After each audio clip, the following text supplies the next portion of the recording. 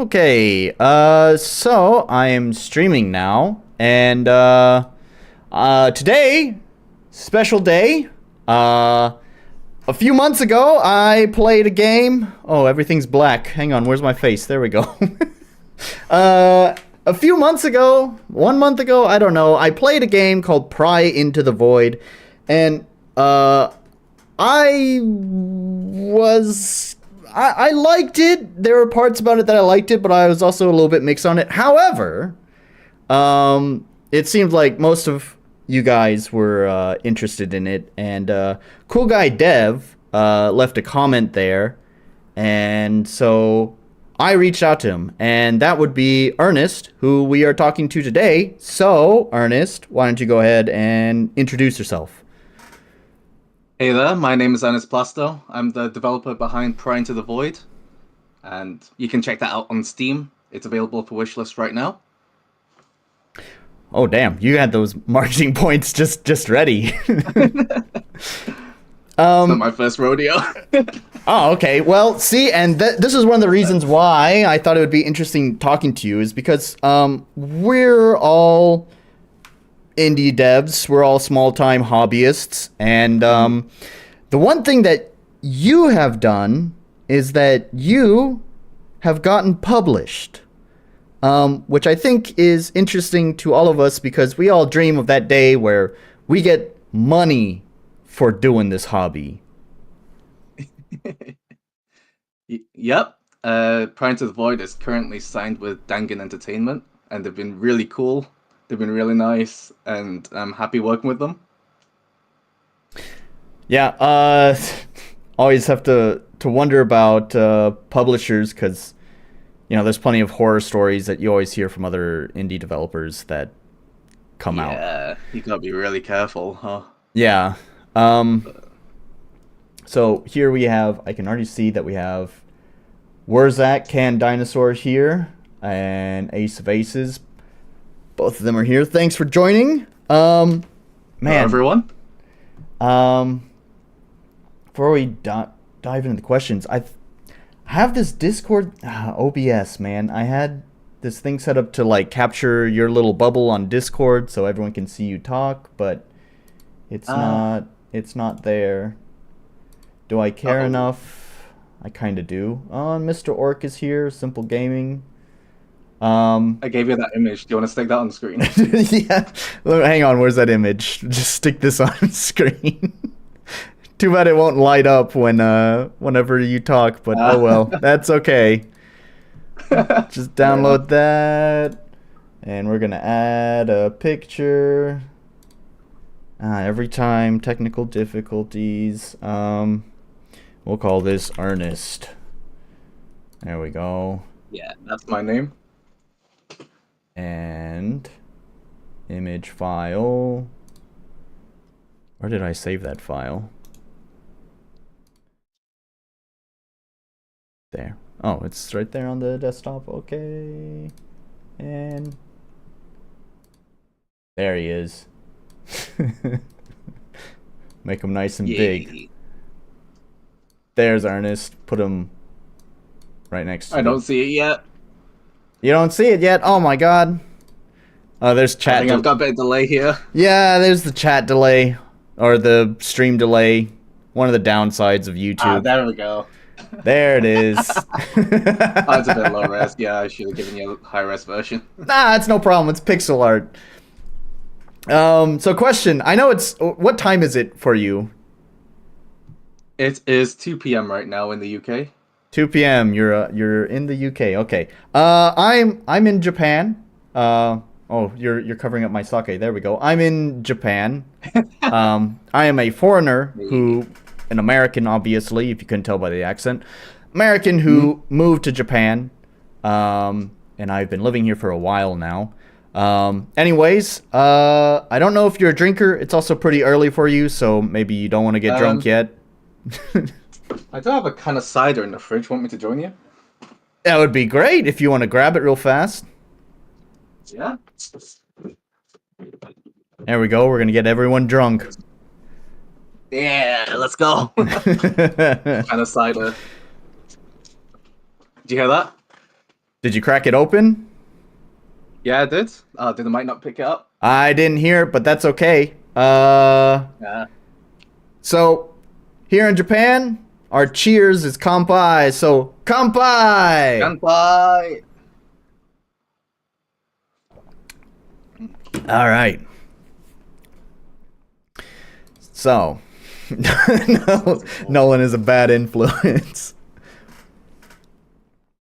All right. Let's start just with start at the beginning. Give us a little background into your gaming life. Not your game, but just, the games that you're interested in. Yeah, the games you're interested in, Oh, okay. So are we specifically going gaming, or what how far deep should I dive? as deep as you want. Um so my first console was the Game Boy Advance. I begged my parents for it because I had a cousin who had it, and I would keep going over to their house to play it. And then eventually my parents just caved in and gave me a Game Boy Advance. And I remember, what was the first game I got for it? I think it was Dragon Ball Advance. I love that one. Okay. Dragon Ball Advance. Dragon Ball Advance for the GBA. I think that was my first game. And then after that, of course, there was Pokemon. I had Pokemon Emerald. That was good stuff. Okay. Oh man, I love the GBA. So that was that. I went on to the DS. We had a Nintendo Wii. What else? I had a PSP as well at one point, and then 3DS, Nintendo Switch, mainly Nintendo and PC gamer. Love to hear that. Yeah, and yeah, I love JRPGs. I love so Dragon Quest, Pokemon, Final Fantasy, Shin Megami Tensei, of course, which Pry Into The Void pulls from. Yeah, Persona. yeah, I think I recall you mentioning on your website that Pry in the Void has Danganronpa, what is it? Oh, Danganronpa? No. No. Shin Megami Tensei. There it is. Sorry, I get these games mixed up. Danganronpa is a murder mystery visual novel. Yeah. My game is that. Yeah, that one. not that one. Anyways, but yeah, I saw the reference to it, Shin Megami Tensei, and yeah, I mean, I got that feeling from it when I was playing it. I'm gonna be honest here. I haven't actually played Shin Megami Tensei nor Persona, but I definitely know that I had my chat folks tell me, oh yeah, this is very Shin Megami Tensei. Yeah. For sure with the combat. The combat, at least, is very Shin Megami Tensei. Mixed with a bit of Trails, if you've ever played any of the Trails games. I'm a fraud. I think when it comes, No! I use RPG Maker, He but doesn't know the games! I use RPG Maker, You're a but gamer! I don't know any of these RPGs. Like when I played, like the JRPGs I played, obviously I played Final Fantasy, of course. I'm shameful though because I've never played Final Fantasy VII. I started with Final Fantasy IX. Oh, the big one. Yeah. I started with Final Fantasy IX, played 10 and 12, and then lost interest with 13, and that's pretty much that. To be fair, I never had a PlayStation, so I never really played those games until I had my own PC, really. So I played those when it hit Steam. Right. I do think those are better versions too. So I played those Final Fantasy games, and then I played I think most of my JRPG time was actually on the PlayStation 2. I played a lot of different smaller ones. One of the bigger ones would be like Tales of Symphonia. A classic. Yeah. I played Xenosaga, which was like a spin-off of Xenogears, I think, but it was like Yeah, 90%. it was its own story. Yeah, but it's like 90% cutscenes, man. It was, yeah. um, Uh, and then Generally regarded as one of the best stories on the PS2, though. which one? Xenosaga. Oh yeah, Yeah. man, I don't remember much of it. What was it? There was like 3 games for it, right? There were 3. There was 2 that were released on the PS2, and I think there was a third one that got released on the PS3. I actually only played the first one in the series, and that's because there is a part in the game where you like go through this like dream sequence, I think it is, and you fight like a really tough boss at the end of it. And unfortunately, because it's a dream sequence, and you also get like separated from your whole party, you can't leave that area to like buy items. You can only use the items that you found in that section of the game. And like when I got to the boss, I had like no items because I guess I don't know, I played poorly and didn't understand the mechanics or something. I had like no items and was like low on health, and it was like, well, I guess I'm just fucked. And I got to that point twice. I played it once as a kid. And then, got to that point and got stuck and basically gave up because I didn't want to have to start the whole game again because I felt soft locked. And then later on as an adult, I got into emulation. And I emulated the game, and I think I got to that exact same point and had like the exact same problem. So I never even beat the first game. Age did not help at all, huh? I guess not. This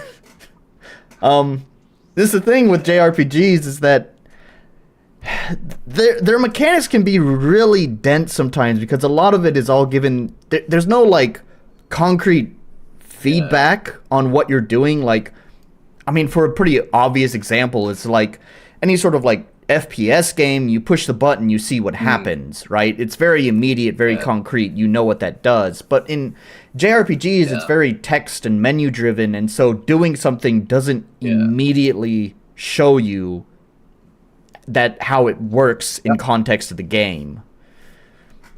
Yeah, for sure. A lot of it is hidden behind numbers, for sure, in a lot of JRPGs, or just RPGs in general. Yeah, and I think that was one of the... I was just always kind of dumb when it came to JRPGs because, I don't know, I was never a numbers person. That's why I use RPG Maker. I mean, that's why I like the Shin Megami Tensei press turn. They call the battle system press turn in Shin Megami Tensei, where you get an extra turn if you hit a weakness. Okay. It's kind of like an expanded form of Pokemon's, super effectiveness, things like that. Right. Type effectiveness. And you get immediate feedback if you're doing the right thing, because if you're not doing the right thing, you easily get trashed in the game. Right. So that's why I'm pulling from it, because it's a really good battle system. Right. Yeah, and it makes sense. I had replayed your game actually just today, so I could capture the footage that we're seeing here. And yeah, it's a little. First of all, it's a little bit easier when you're not streaming. It's a little bit easier to concentrate on what's happening. For sure. All that. It's not great when you've got these guys in the chat backseating, huh? Yeah. Because when I do the streams, I'm also trying to give commentary and whatever. My mind's in 2 different places, so I get streamer brain, and sometimes I do dumb things or just don't pick up on important bits of information. When I was replaying the game here, I was kind of getting a better sense of the mechanics and how they work than I think I did when I played it before. It seems pretty straightforward, pretty simple. If anything, though, we've had this discussion on my channel before, because one of the other popular JRPGs that especially we see a lot of RPG Maker devs try to emulate is God, why are all these games slipping my mind right now? This was the fucking game Oh called. no. Uh, It's a sake. Blame the sake. it's a sake. They just released a sequel to it. Come on, what is it? Bravely Default? It's not Bravely Default. What is it? Octopath? Yeah, there it is. Holy shit! Why am I forgetting all these names? There we go. Octopath. The one you were thinking about. Yeah. So in Octopath, right, they have the whole weakness thing in there as well because you try to switch to the right weapon, you use the right weapon to hit the weakness and all of that.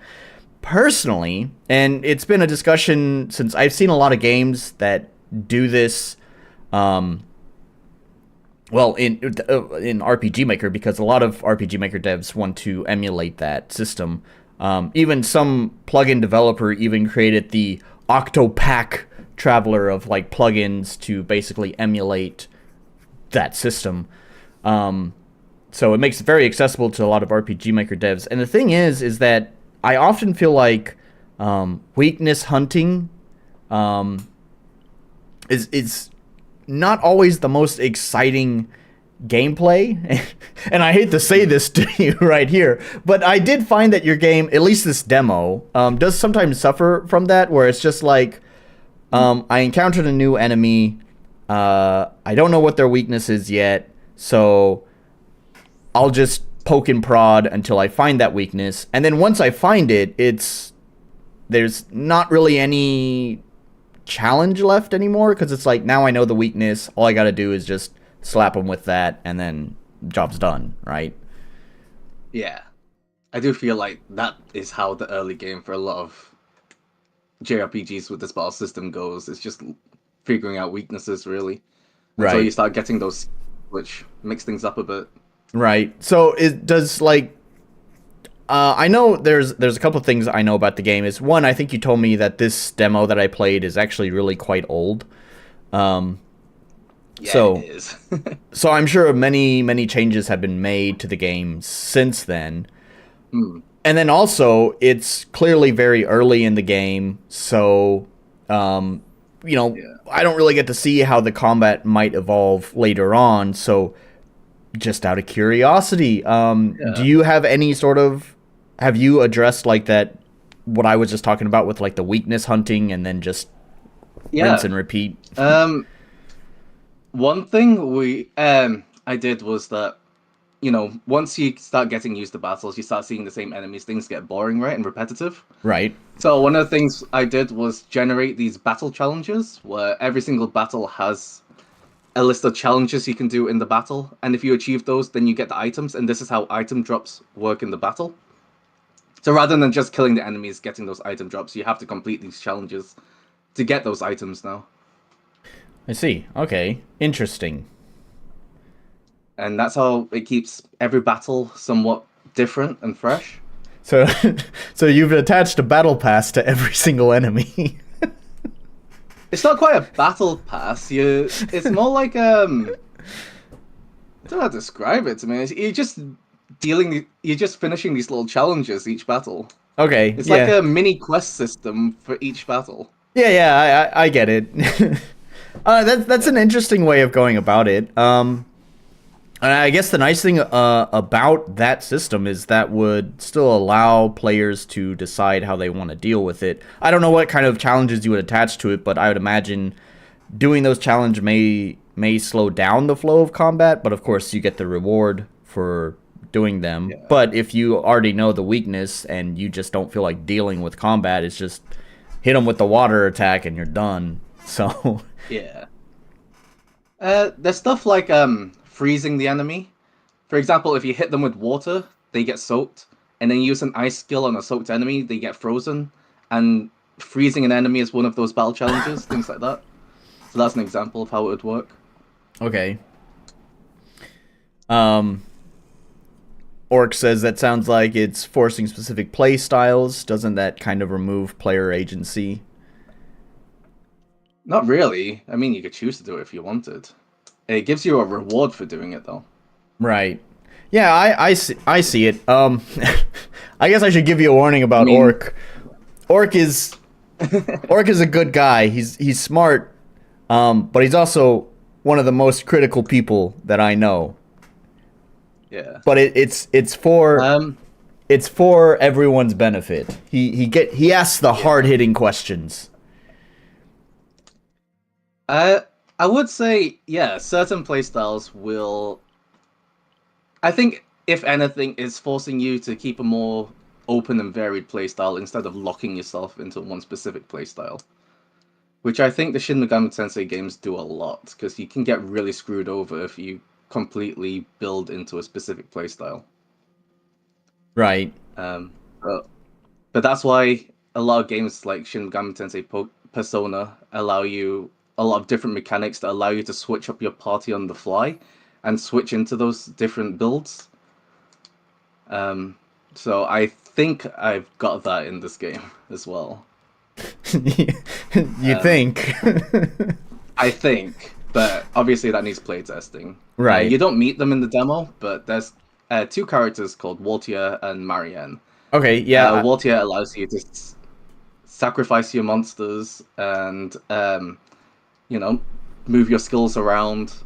Marianne gives you items which you use to customize your monsters and allows you to bring monsters back from the past and things like that. So Okay. Interesting. yeah, hopefully that gives you a lot of flexibility to move your party around on the fly if you suddenly realize something's not working. Right. Yeah, that could be interesting. I do. I do generally like systems that allow you to, do those kind of things. Being able to quickly make adjustments to your setup. So, like, such as changing weapons, or I guess in this case, changing your party. So that's pretty interesting.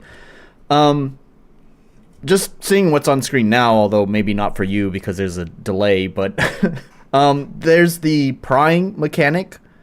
Um, Yep. I was wondering, I noticed this when I was replaying, is that enemies don't respawn in this demo. So I guess first of all, I should just ask, has that changed, or do enemies just not respawn? They don't respawn. They don't respawn. That ties into a yeah, it ties into a future challenge mode I've got planned. Okay. Um, All right. uh, when you're in the game itself, if you wanted to grind, you could always go back to previous. So you're going down the void, and you go down floor by floor. If you wanted those enemies to respawn, you just go back to a previous floor. Okay. So they So they can respawn. They're not permanently dead. yeah, you Oh, just need to revisit the floor that you're on, and then it'll respawn everything. okay. Um, So, yeah. would there be any like monsters that are missable? Like, you kill that monster and you'll never see him again, so you can never have him in your party. I mean, yeah, in the challenge mode, yeah, Okay, and because that then challenge mode will well, prevent you from moving between floors. okay, I see. But in the normal game, In the normal game, you could always just revisit floors. okay, Yeah. all right. Um, I was wondering how, because I was using that mechanic quite a lot during this demo, and that's obviously because it's the very beginning of the game, and basically every monster I encounter is new. I was wondering across the game, like, do you know like how much that changes? Like, does it suddenly become more combat oriented towards the latter half, or does it kind of keep that consistent loop going where like I guess you arrive at a new floor and the first handful of encounters are always going to be you using the pry mechanic? Yeah, I'd say so. Generally, I try to stick to 5 floors per chapter of the game, and the first floor will be you spent prying into monsters, so you know their weaknesses and stuff like that. I see. Um, Okay, so that's interesting. and So, then oh, go ahead. Go ahead. and then recruiting them, of course, to add to your party, and then messing around with them to see how they can benefit the rest of your party.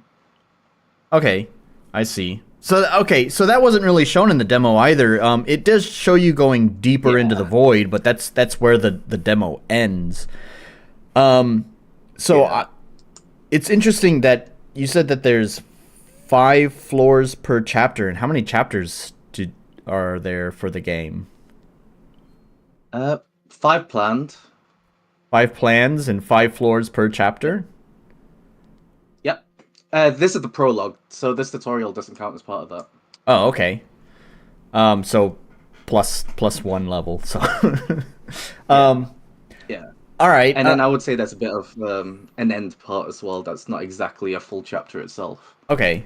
That's kind of interesting. So yeah, I can see how you kind of get this how like it's like each chapter you kind of go through the same loop where it's like the first floor you would be, capturing your new monsters, and then throughout the next few floors, I guess you'd be experimenting with them and more focused on combat, and then you reach the end of the floor and then rinse and repeat.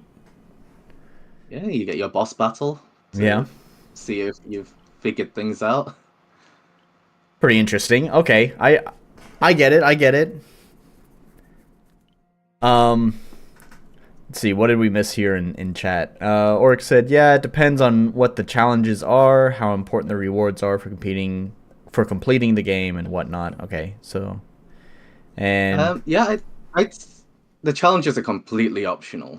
Those are items you could get by sacrificing your monsters as well if you wanted, so it's not too imperative that you play every single battle trying to complete those challenges. It's more like, if you see a challenge that you think you can beat easily, then you can go for it if you'd like. Yeah. Yeah, I understood that, so hopefully now he gets it too. And Blue Blade, which is also I call RCX. RCX, nice to have you here. So actually, it was RCX who had joined the stream last time and also had said that he was really digging your game. So it's partly thanks to him that I decided to reach out to you about doing this. Thank you. I hope you enjoy the final game. Yeah, so I guess for the viewers and kind of for you, I am sorry to say that you're kind of my B choice for interview. No worries. It's been a while since I last did my previous interview with Max, but I'd wanted to do another one. There's another person who's kind of, I guess, somewhat well known in the gaming space, and he kind of has like an important mission that he's been going on across YouTube,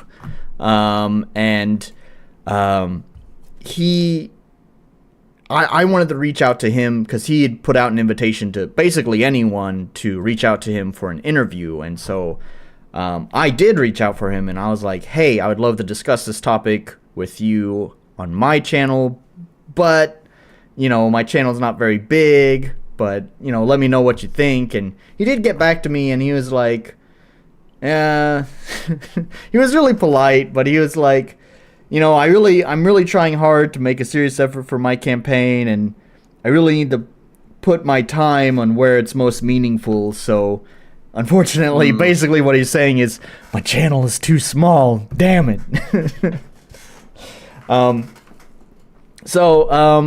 He said that maybe after his whole campaign that he's doing, that maybe he would come back and have a chat with me, but I'm not really counting on it. Either way, I wanted to do an interview, and coincidentally, at the same time, you left a very polite comment, which is rare for me. You had left a polite comment, and I was like, you know what, this guy's pretty cool. Let me see what he's thinking about. So, I do like checking people's thoughts out on the game. I like hearing what people think. Yeah, well, I get it sometimes. I get a lot of angry developers, and that's because I do review these, very small, passion projects. So, of course, the passion projects are very, close to the people who worked on it. So when they feel that close to it and they've never been exposed to an audience, sometimes it can be really difficult for them to hear someone say bad things about their game, and so they usually go on the defensive, and then I have another angry developer at me. So no worries. Yeah, it's funny.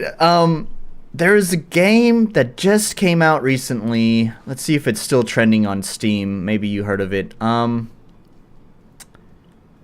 Bringing up Steam? Yeah, I have Steam. It's not trending now, but I think I know the developer's name. So if I just search it first, there we go.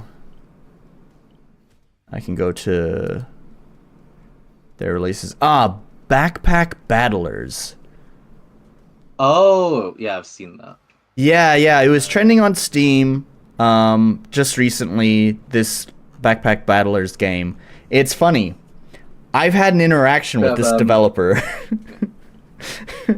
I had reviewed his previous game. His previous game was like Firstifer's Dungeon or Fungin, I think it was.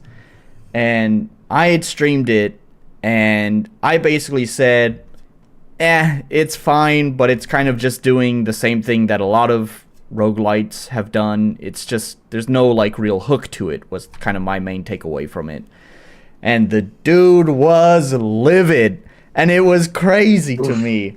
It was crazy because he actually has a pretty successful YouTube channel. I mean, relative to mine, it's like at the time I think he had like 10,000 subscribers, and his game, actually that game that I played, Firstifer's Fungin, had like was trending on itch.io, and had tons of great comments on there, just being really supportive of him.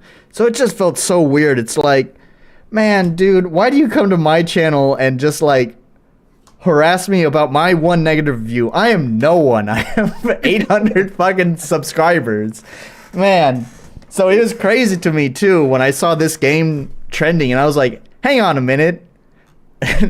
I've actually talked with this developer, and it's funny too. I feel somewhat vindicated because look, he's trying something new and unique, like a spin on a genre. It has a hook to it, and guess what? That game is popping off. So I feel vindicated because that's exactly what I said about his other game. I was like, there's no hook to it. So he makes a game that has. They're doing well at least. Yeah. So I bring up that his game needs a hook. He makes a game with a hook, and that game pops off. I'm right. No reason to be angry at me.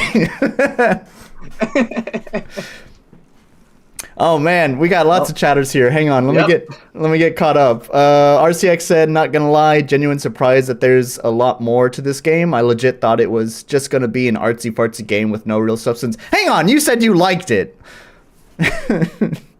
Oh man, RCX is just drilling into you, saying it's going to be an artsy fartsy game. Is it an artsy fartsy game? I never thought of it as an artsy fartsy game. I think I've got metal music. I've got metal music. I have a rabbit called Hungy Bunny. You think this is an artsy game? We also had a laugh about Hungy too, Hungy Bunny. I remember that. I've not given a. Can I swear? Yeah. Of course. We swear like sailors on here. Go ahead.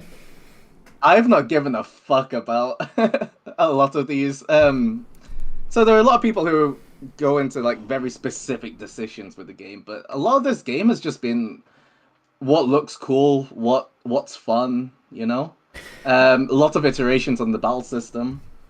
I've been back and forth with Dan Stern on the publishing team about the battle system, which has been great. I've been taking those to heart. So I'd say compared to this demo, the battle system's come a long way, and I actually genuinely love it. Yeah. I think a lot of the bias with it being seen as artsy fartsy is number one, presentation, and also all of us is the shot at the start of the game. Yeah. I mean, a lot of moody colors and stuff like that. Just it does kind of reek of artsy fartsy. And coming from RPG Maker, where it's like every fucking if the devs are not trying to copy Octopath, then they're trying to copy like Omori or whatever, where it's like it's just it's artsy games that are being too deep for me and stuff like that. So we have a preconceived bias here because we've seen a lot of that shit. So I will say primarily I've tried not to be that, even though partly it does have a bit of that. Frankly, because I come from a philosophy background. I went to university for computer science and philosophy. So there is that in there. But at the same time, I just wanted to make a badass game with a metal soundtrack and creepy eyes everywhere. The metal soundtrack is amazing. I'm just gonna plug Jun Mitsui, who is making the soundtrack for this game. He is fucking awesome. His music is fucking amazing. His guitar work especially. I know you criticized him for his use of programmed drums, MIDI drums. Did I? I don't know if I criticized. You did. Okay. I wouldn't be surprised. I remember. So the one metal track that was featured in the demo. So let me give you a little background on myself. I have done music mostly focused more on production, not really the playing. I've done it for pretty much my entire life. I wish I could put more weight behind that by saying, oh yeah, I worked on this game and this game, but believe it or not, being a creative person is a pretty competitive field. So unfortunately, I don't have anything to like sling my weight behind other than I've done it for a long time. But no, for sure. It sounded like you were coming from a place where you knew what you were talking about. Yeah. And to be honest, I agree with you. Those drums aren't the best, but his guitar work, though. And absolutely, you can't knock skilled playing. In fact, skilled playing becomes more and more rare as musicians move into more digital space. Like myself, honestly, I'm talking about myself here. I have lots of wonderful quote unquote live instruments that sound beautiful, but none of them are actually being played by a real musician. It's just me programming quote unquote programming stuff in software, right? So so you just play a little bit, stick into your DAW. That's how it usually goes, right? Yeah. So having a live musician, I think, always just kind of elevates music, because that just becomes more and more rare. So but might as well share. We've got two vocalists. We've got two vocal tracks towards the end of the game, and we're working on that right now. That's been pretty hype. Okay. Yeah. I just saw I wanted to share with people. Yep. I just saw it appear. The trailers are rolling now, and I just saw vocals and lyrics. Oh yeah, this is the trailer. Yeah. This is the trailer with vocals in it. This one's amazing. I made this for a monster taming event last year,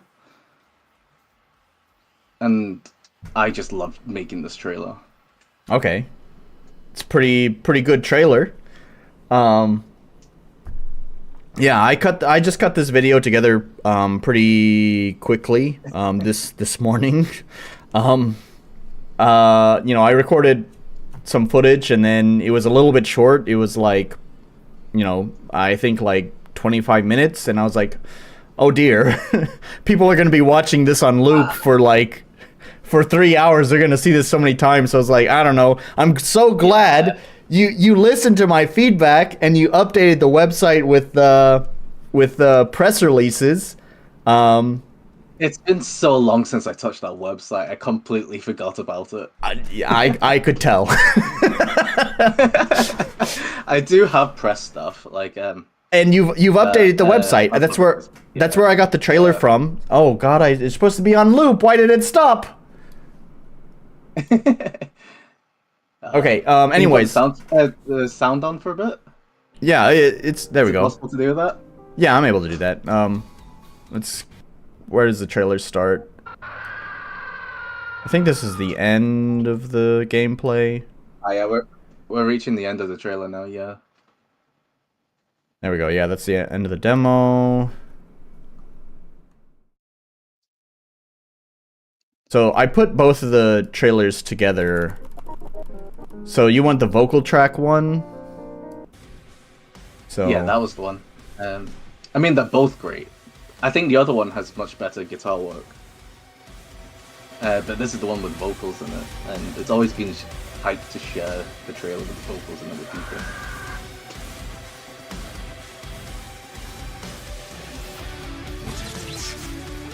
Oh, we're back to the demo.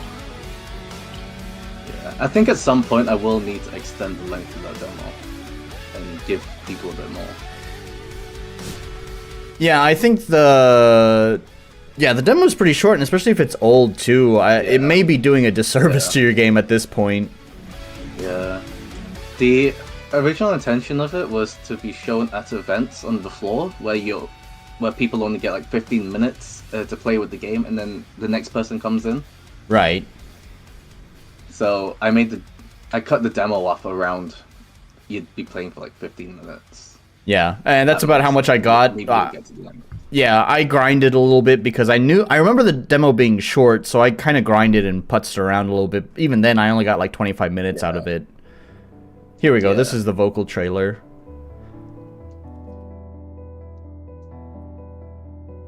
I know you're on a delay, but it's playing right now.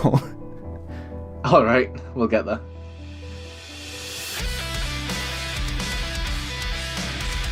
Oh, this is the old one.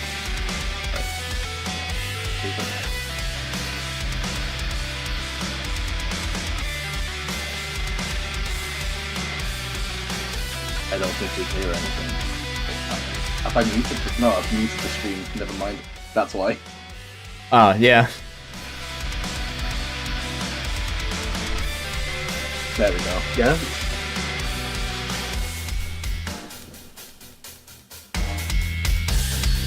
Yeah, trailers have been fun to work on.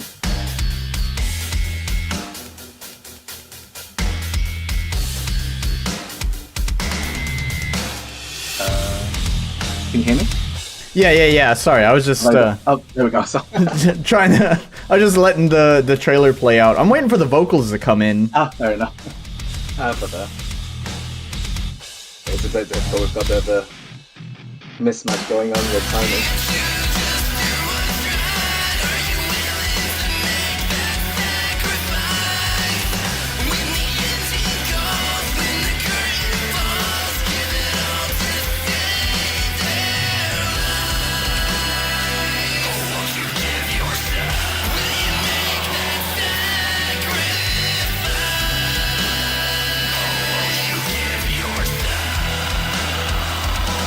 Damn, that fucking rips, man.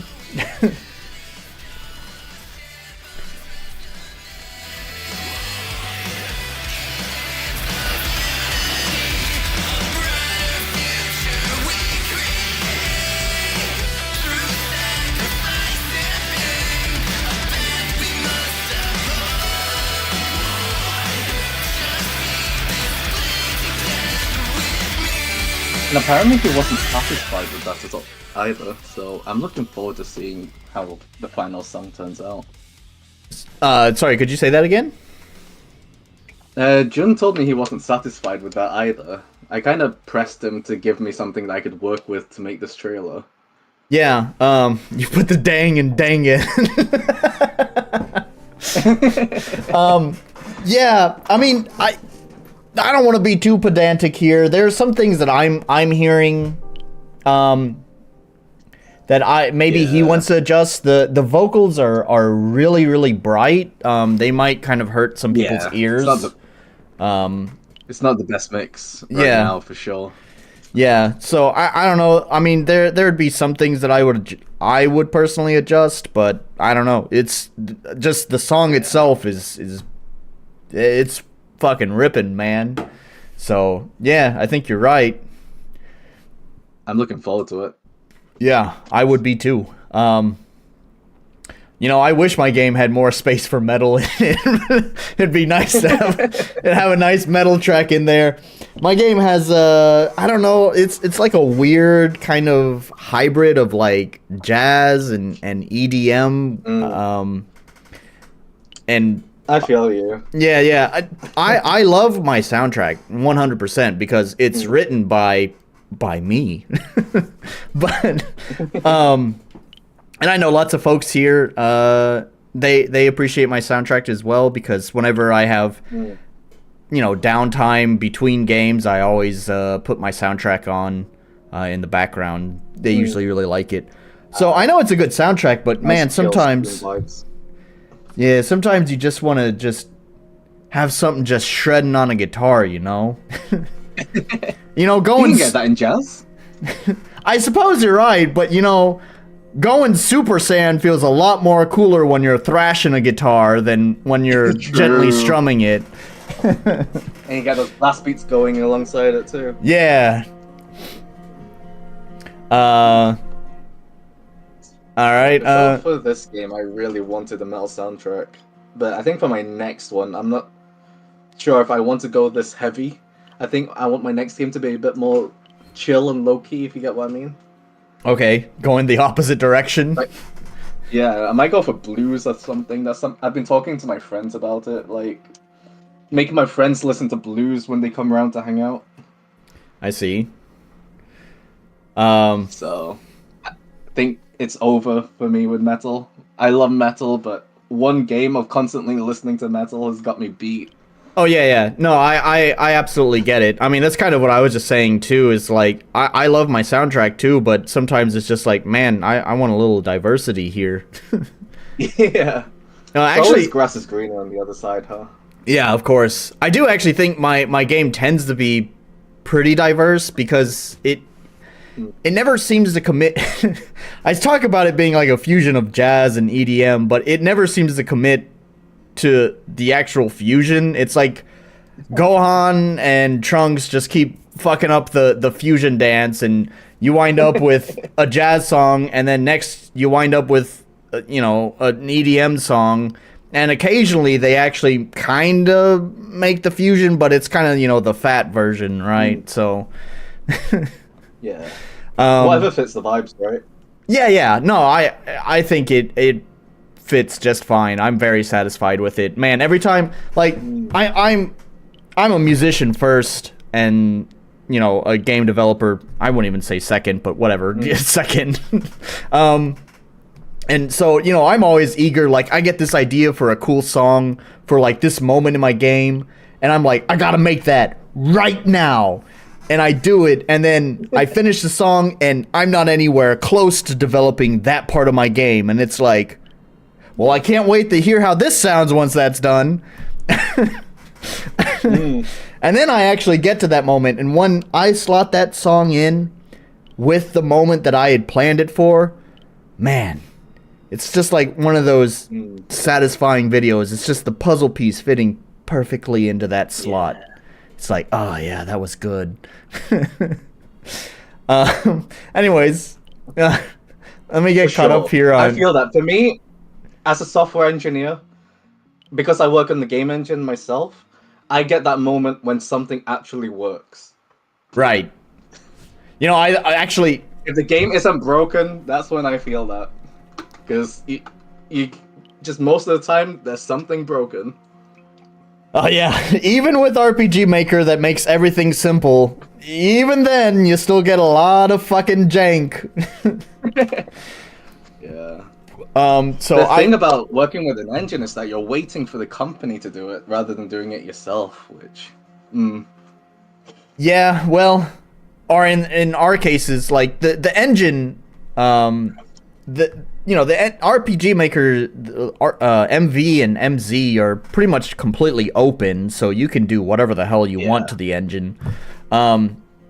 So we rely on plugins, and that's developed by smart people who know how to program, but RPG Maker is marketed towards dumb people who don't know how to do that. So most of us are dumb and don't know how to program. So Usually we're waiting on someone else that we paid a lot of money to make something for us.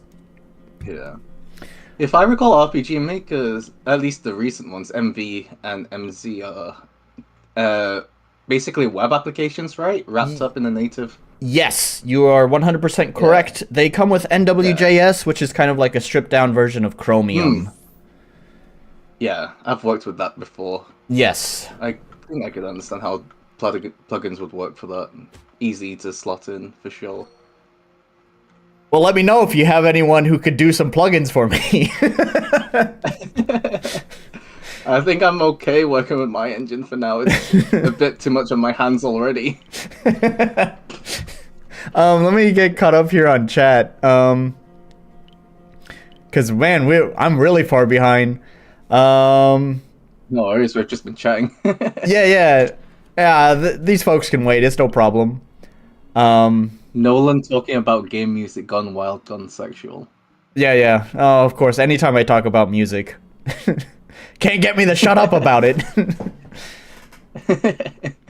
Let's see. Going back here. RCX said the Furcifer game. Furcifer was the backpack game that I was talking about. Is funny because I have a character also called Furcifer that is also in Sundew Nightmare. That's his game, RCX's game. That was also in the same stream as that game. Oh yeah. Wait, was it that stream? I had motivated RCX because RCX, also another RPG Maker dev, he was originally using VX Ace, one of the older engines. It's the one that came before MV. Prior to MV, RPG Maker used Ruby, and all of the Ruby engines show their date. Like, they just don't work really well on modern systems. So I think it's more that Ruby is such a really weird language. It's definitely very different. I've played around with Ruby a bit. With there's a framework out there called Dragon Ruby. Okay. And it's supposed to be supposedly like really powerful with the stuff you can do with it. Super cross-platform too. But the problem is that nobody wants to work with Ruby. It's such a weirdly formatted language. It's not like your C languages. Sorry, I'm getting a bit software engineer nerding out. No problem. Chat away. Yeah. Ruby is really weird. That's what I wanted to say. Okay. Yeah, and basically, he gave me a demo of his game to play on my stream, RCX, and it just wouldn't run. It just kept spitting up errors, and it could have been related to any of the scripts that he had installed in the game. He told me that he had it tested on other systems, and there were none of those problems, so who knows? It could just be an engine problem. But either way, it motivated him to migrate his entire game over to, I think he's on MV now. He's on one of the JavaScript engines now, which is no small task to do, so... Yeah. I guess he's saying... And I guess he was saying that during that stream when I played that Furcifer's game, that was a stream that I was supposed to play his game but couldn't get it to run, so Yay. Yeah. That terrifies me though, whenever somebody plays the game and it's not working. For example, the demo right now I don't think works on Steam Deck. Okay, well, it doesn't work on Linux. Okay, well, at least understandably, at least there's something there to go off of. Yeah. I've fixed it since, but I remember when I released the demo, everybody on the Steam Deck was just complaining. And it wasn't the Steam Deck itself, it was just running on Linux. There was like a specific way that Linux handles memory that my game was just messing with and made it crash on Linux 100% of the time. Okay. But I fixed it. I figured it out. But yeah, those are things we sometimes have to go through as game developers, huh? Yeah. Let's see. Wrath said, I wish someone would give me a bad review that would be awesome. I don't give a fuck. Wrath of... Maybe you might like Wrath of Wood's games. He mostly does, like, Game Jam-sized games, although I don't know if he ever actually submits them to Game Jams. But all of his games are... I could check them out and leave a bad review. Yeah, you definitely could. All of his games are fucking weird. I'll give him credit. Okay. They have their own flavor to them that is like unique to Wrath of Wood. He has his own identity. I love anything that's fucked up. With Wrath of Wood. I think that's also his itch name. Itch. Yeah, he has itch. Oh, we're talking like early 2000s sort of aesthetics, aren't we? I think a lot of them, yeah. He could probably fill you in more. You've got a load of games. You've been grinding. Yeah, yeah, he has. Like I said, I think they're all pretty short games. So, you know, like I said, I think they're like Game Jam game sized games. So anyways, he can fill you in more than me because I've only played a couple of his games. Let's see. Next, RCX said, I should mention that it's not meant to be specific shade towards Eric's game. To be specific, that's just what we've seen from people trying to copy Omori. Yeah. Yeah, he's referring to, this is so long ago because we were just chatting. He's referring to the game being artsy-fartsy, and he's just saying it's not specific towards you. It's just that like what I said. We see so many people just wanting to be Omori that it gets tiring. I love Omori, but not every game needs to be Omori, right? Or Undertale. Oh, yeah. What other Omori, Undertale, and Earthbound. Every game doesn't have to be the same. It's nice. It's okay to be inspired, but it's nice to do your own thing too, or at least give it your own identity, at least. Yeah. Wrath said, oh yeah, by the way, I think Wrath also is a musician himself too. He said, real guitar is a pain in the bottom to record. Imagine having to tune a thing when you want a good sound. Can imagine. Gosh, you have I only play an acoustic guitar, but... And you have to put it in tune every time. Yeah. It goes out of tune all the time. God, real instruments suck.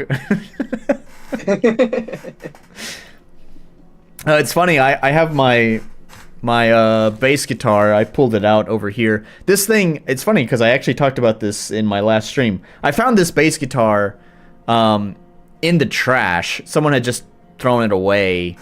And oh, damn. Yeah, and I was like, well, it's still a good instrument. So I recovered it, kind of cleaned it up a little bit. Yeah. I'm terrible at playing bass guitar. Yeah.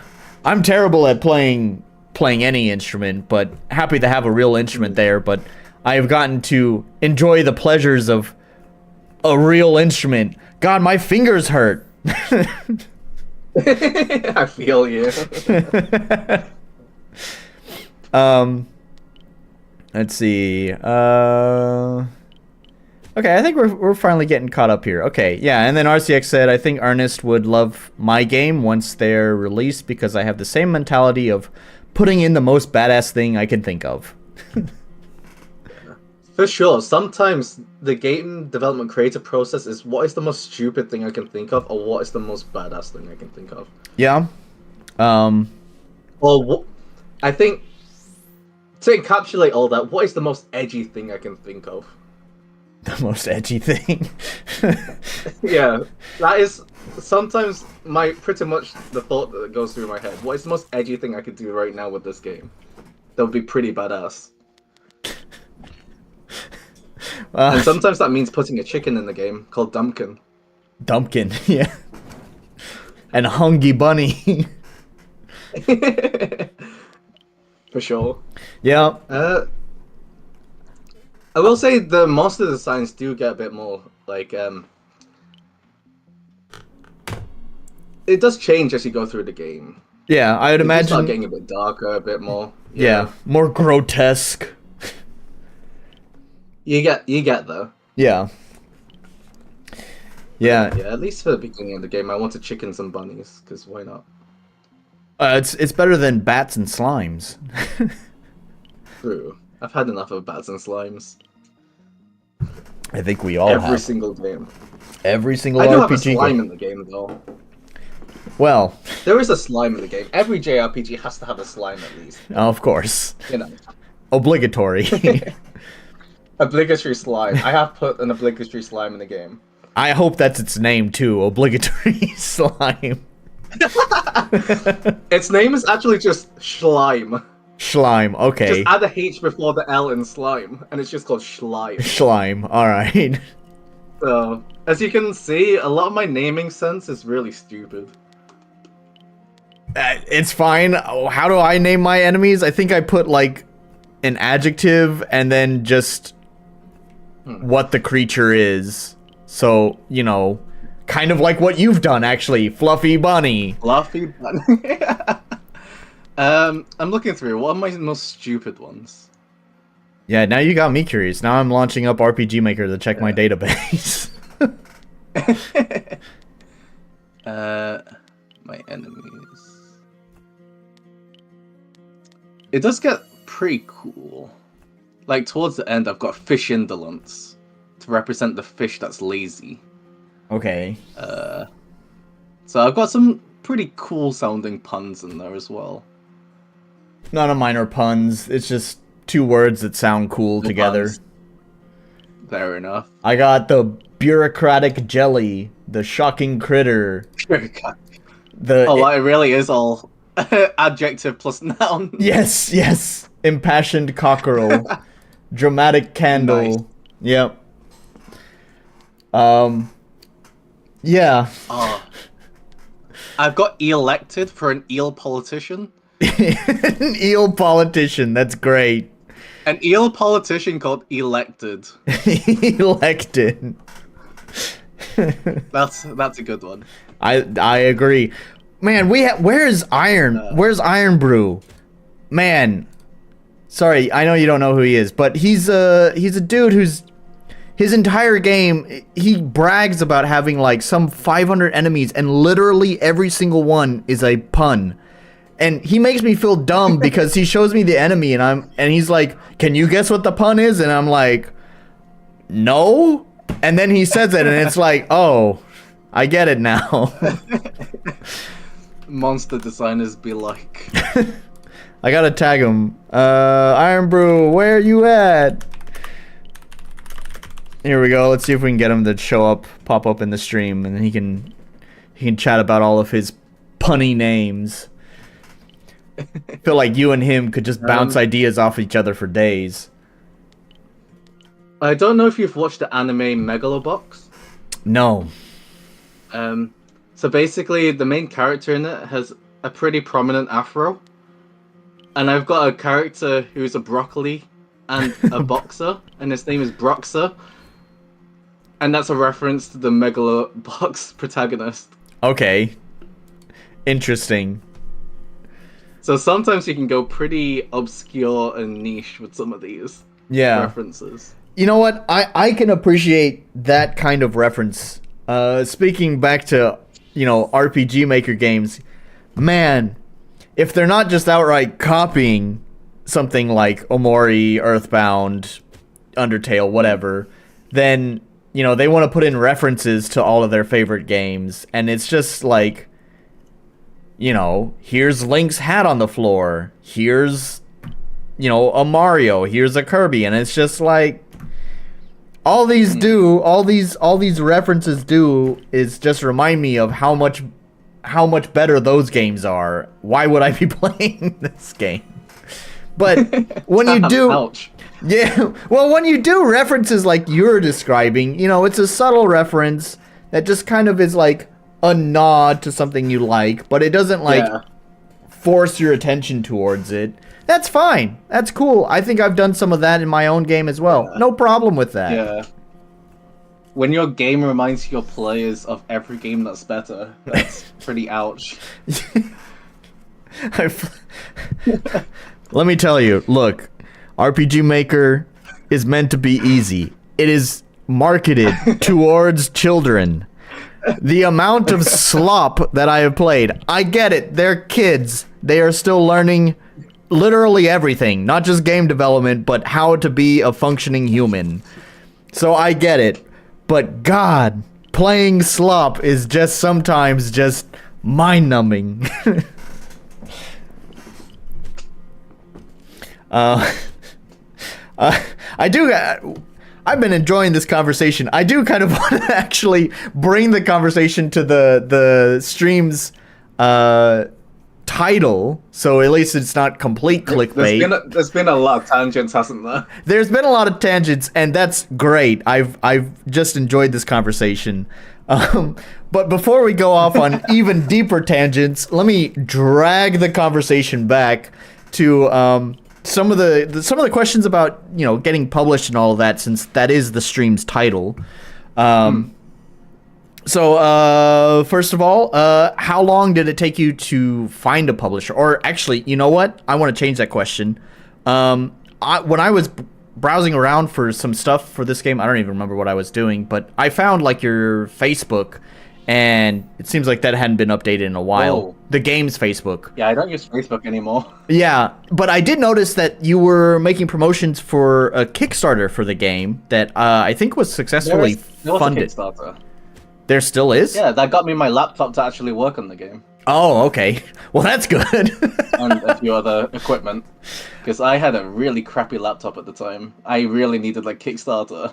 Okay. I could not edit videos at all either. I had to ask my friend to make a video for me. That's rough. But then, yeah, I eventually got my laptop that can actually run stuff, do stuff. It doesn't take me like 5 minutes to compile the game. Right. So that's great. Okay. That's what the Kickstarter was for. Okay, so that's what the Pretty Kickstarter... explicit in the... Yeah. Okay, well, I didn't really investigate any further. I just saw that there was a status post promoting a Kickstarter, and it just made me wonder if... Did you always intend to find a publisher for this game, or was that something that just kind of happened one day? I think it's more like I found myself in a situation where I kind of felt like I need to make money, and I also want to continue making games. And the best way to do that really was to find a publisher. Okay. That sounds like the life. So actually, if this is not too personal, it's not on the question sheet. So is this basically your full-time job? It pretty much is, yeah. Oh, the jealousy. It's the only thing I do now. I will say, you know, I've supplemented the income a bit by taking on freelance stuff every now and again. Right. Yeah, of course. For the most part, yeah, this is the main thing I do day to day. I mean, that's what I that's what I do. I have a day job and I supplement my income with some freelance stuff as well. And then I somehow have to find time to work on my own fucking game. Yeah, that's rough. I feel that. Yeah, I'm lucky if I get, you know, a couple of hours of development time per week into it. I'm jealous. It's different. For sure, being able to spend your entire day working on the game. Right. It's a nice feeling. I bet it feel is. Pretty blessed.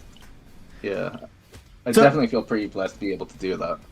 So what was the process of finding a publisher? Like, I assume you probably assembled some sort of pitch deck and shopped it around to other publishers, right? I'm gonna be honest. This is where I feel like I did everything wrong, but somehow it worked out. I did not have a pitch deck. I talked to my game development peers now. I talk to people, and they're pitching to publishers, and they prepared whole pitch decks and everything. I didn't do that. Okay. And I didn't realize you were supposed to. But what I sent Dangan was an email with a tagline, well, subject title, a small tagline, a bunch of bullet points describing, you know, the main selling points of the game, a couple of screenshots, and then a link to the Steam page, and then a link to an old trailer I made well, that my friend made because I couldn't use my laptop at the time to make a trailer. Okay. Um, so yeah, that's all I sent them. I did not have any slides or anything like that that other people have. Okay. Yeah, I literally just sent them an email and they responded. that's interesting. Okay. Um, yeah, it's kind of impressive. Gosh, do I have a pitch deck? There was a time when I was thinking of pitching my game to some publishers. I previously worked with not for my game, but for this stream. I previously worked. That makes it sound like I got paid. Not really. I did promotional stuff. Let me put it that way. I did promotional stuff for gosh, what are they called?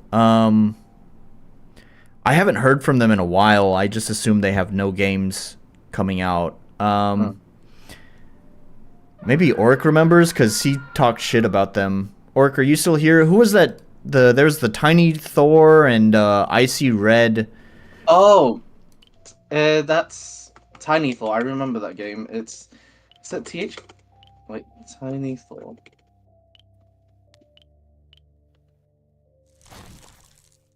Gameforge. That's the Gameforge. There it publisher. is. Yeah. Okay. Thanks.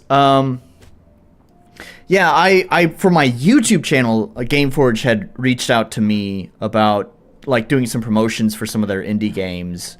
So Mm. Tiny Thor, and then they have another like roguelike twin stick shooter called Icy Red, which I did for them. I didn't really get paid for it, especially since my channel is so small. It was just like, we'll give you a free key and some, early access to these games and promotional stuff if you make a video for us. It's like, sure, no problem. Um, but but yeah, I had considered reaching out to them. I don't remember if I ever actually put together a pitch deck for my game. But I do know that they were trying to look for other game developers. I do remember I reached out to, funnily enough, Big Mode, who just published a game that's been apparently well received. Big Mode is Mm. video game Donkey. That's his publisher. So the YouTuber video game, Oh, they yeah, just released that big game, didn't they? yeah, Animal With the Well, little slime. yeah, Yeah, yeah. that's going big right now. Yeah, I had actually pitched my game to them as well, but got turned down as well. To be fair, he did say that he's not really a RPG kind of guy, so you Mm. know, it was slim chance there. Yeah. It's So about finding the right publisher, isn't it? yeah, to be fair, I haven't really done a lot of it. I'm trying to remember if I even have a pitch deck. That's why I was bringing up Mm. Gameforge, because I remember looking at their page saying that they want a pitch deck. And I don't remember if I actually ever put that together. If I did, it was probably quickly Hmm. hacked together. Probably nothing too special. But yeah. It is interesting to hear that you basically just sent an email, few bullet points, screenshot, and a trailer, and then they're just like, okay, good to go. Yeah, I mean, we had a few talks after that. It took a while before I actually got, um, yeah, before actual, you know, things were signed, things like that. But yeah, for the most part, it was just that email that got me in. Right. I wouldn't say I wouldn't say I tried to. I want to say, of course, I tried hard on the presentation of the game. Worked on the Steam page. I worked on my Twitter, and then I worked on nice screenshots, a nice demo. That was the demo that you're playing, albeit Right. with a few updates. Um, so yeah, that's exactly what I sent them, and that's all they needed, I suppose. Yeah, I do wonder how long ago was it that you like had pitched this? Uh, I'd say it was like back in. So the Kickstarter was in April 2021, I think. Was it? Okay. No, was it 20? No, it was April 2022. Okay. And then it was after. It was. I've been working on this game since 2021, by the way. That's why I'm getting confused with times. No problem. And then it was in. I'd say, yeah, it was a few months after the Kickstarter, so probably like May, June, something. And that's when I started talking to Dangan. Okay. So, yeah. So I do wonder how open they, or for that matter, any other publisher would be to something like that. I'm sure you probably have heard that the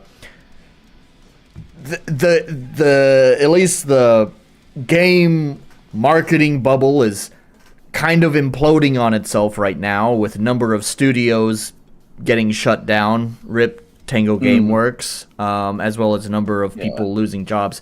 Now, to be fair, that is all like the AAA space and not indie, but it does seem like a lot of publishers are a lot more shy about the types of games that they do publish.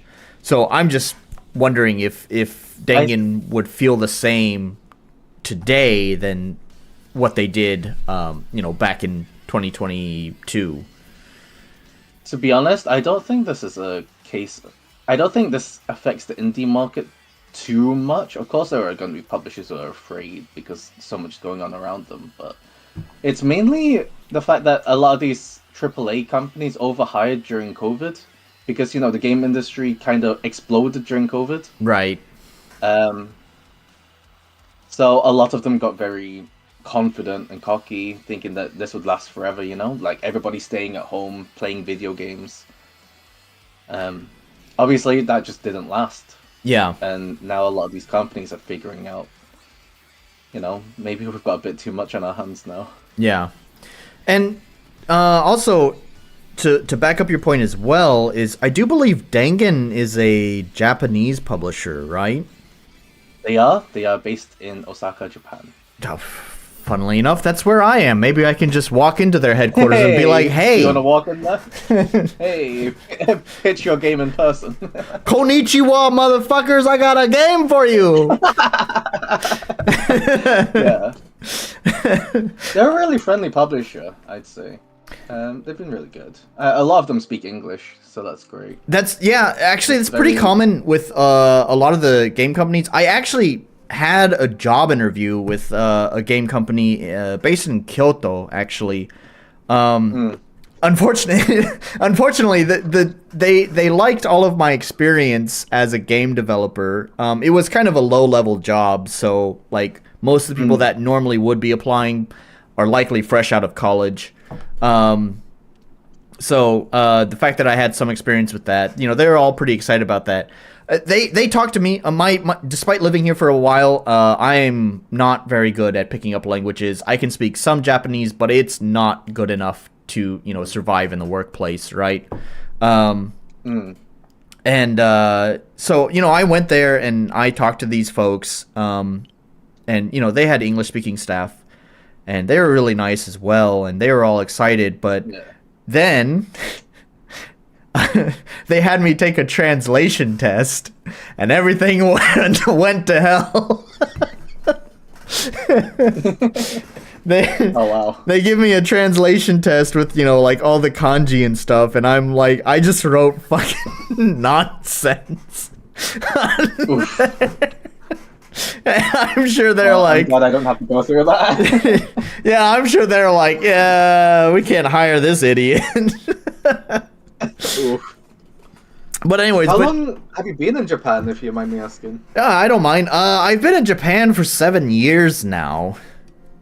Oh wow. Yeah. But even before that, I lived in China for 1 year. Thankfully, before COVID. Thank God. Yeah. So I had left America when I was like early 20s. And then I didn't have opportunities. No, it was more like I didn't have much going on for myself at the time. I think I had just lost my job. America being a very car-centric country, I'd also had my car repossessed because I lost my job. Yeah. I wound up getting a job at a nearby gas station that I could bike to, but it felt, I don't know, it felt terrible because the job I had before was a good paying career, and then suddenly I'm now stuck working fucking minimum wage gas station work. And so, my heart wasn't really in the right place to do minimum wage gas station work. So I had a complete stranger, shout out to the Tech Syndicate forums, RIP Tech Syndicate. I don't know if anyone here would know who they are. They used to be like a computer hardware tech channel. It was between this guy named Wendell and Logan. They were a super cool team, but then they had some sort of argument, whatever, and the channel broke up and the whole thing fell apart. But anyways, at that time I was an active member on their forums, and they had there was someone who was also using it who just like randomly reached out to me and was like, hey, if you speak English, you can come to China and be an English teacher. And, I was like, it was basically a coin flip. It was like, I got nothing going on for me here in America, so I really feel like I have nothing to lose. But then again, this is a stranger on the internet. He could just be asking me this so he could harvest my kidneys. Who knows? Whatever, let's toss a coin, find out what fate decides. And fate decided I'm going to Japan or not Japan. I'm going to China, and I might lose my kidneys, but whatever. So I went to China. I'm still here to talk about things, so I assume all my organs are inside of me just fine. Both kidneys intact? Yeah, I think so. I think all three of them are there. All three? All right. Man blessed with an extra kidney. So yeah. Oh, is that what they did? They stuck an extra kidney in you while you were working. It's a weird Chinese experiment. Okay. Anyways, yeah, it all turned out mostly fine. China turned out to be kind of a terrible place. I was pretty ignorant of what China was, other than, it's that Asian country at the time. I went there, the country's a mess, it's polluted, the air is terrible, no one cares about anything, all the buildings are falling apart. Guessing that's Beijing. Yeah, it was Beijing. Nice guess.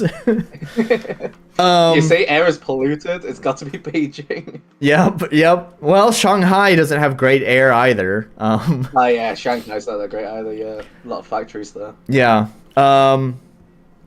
So, after I fulfilled my contract for 1 year and didn't really like it, so I decided I enjoyed the teaching thing, and actually, technically, I worked in China illegally.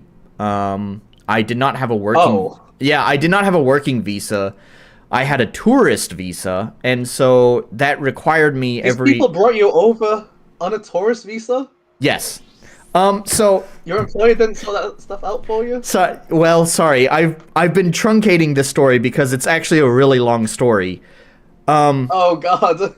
Yeah, That's terrifying. Yeah. So the company that invited me to come over and teach English, they are an au pair service, which is basically where they match a Chinese family with an English-speaking foreigner to basically act as like a live-in babysitter that would also speak English, so their child would pick up on English. There is no working visa for that kind of situation, so there is nothing they could really do about that. However, they did actually fund the exiting trips. Oh, damn. Iron Brew came here, and I didn't even get him to give you puns. Sorry. Anyways. So they did fund the exiting trips because my tourist visa was only valid for 60 days. I would have to leave the country every 2 months, go to a different country, and then fly back in to kind of refresh my tourist visa. So they paid for that. However, also the family that I was matched with, the mother actually was the principal of a school, and so actually she used this company as like a loophole to bring in a foreigner without her having to like hire an actual real English teacher for her school. So Oh wow. yeah, so she basically said, even though I was on the contract just a babysitter, she basically said I don't have to do the babysitting stuff. Instead, I just have to show up at the school and teach English there. Also, Helena Reed, nice to have you here. That's a new chatter. I'm not familiar with you. Hello. So yeah, I worked illegally as an English teacher. So that was all to say. That's crazy. Yes. Again, this story is really long. I'm just trying to truncate it. Basically, there was some stuff that happened between me and the principal. It wasn't just the contract ending. She didn't want to pay me. Oof. Yeah, again, long story. But she didn't want to pay me. Oh, sounds like it was a mess. It was. It became a mess. She didn't want to pay me. I had a Chinese assistant to, help me out in the classroom. I talked to him about it, and he was like, "Oh yeah, she's kind of a little bit crazy, isn't she?" And I was like, "Yeah, she is." So at the end of the school term, he was generous enough to loan me the money to leave the country. But it was not enough to fly back to America. It was really only enough money to fly to Japan, which is how I wound up here. That's how you ended up in Japan. Yes, to escape China. So, yeah. What a story. It was a hell of a time, man. Oh my god, that's a story. Yeah. So anyways, konnichiwa from Japan. How are you staying in Japan then? You just traveled over and you've just been on a... No. Everything's been sorted out now. So, Okay, you found an employer and everything there. yeah. I'm a citizen here. Technically, I mean, not really, because Japan's fucking immigration policy. I'm not a citizen. I'm just a long-term guest, basically, in their eyes. But whatever. Resident. Yeah, I'm legal, is what I should say.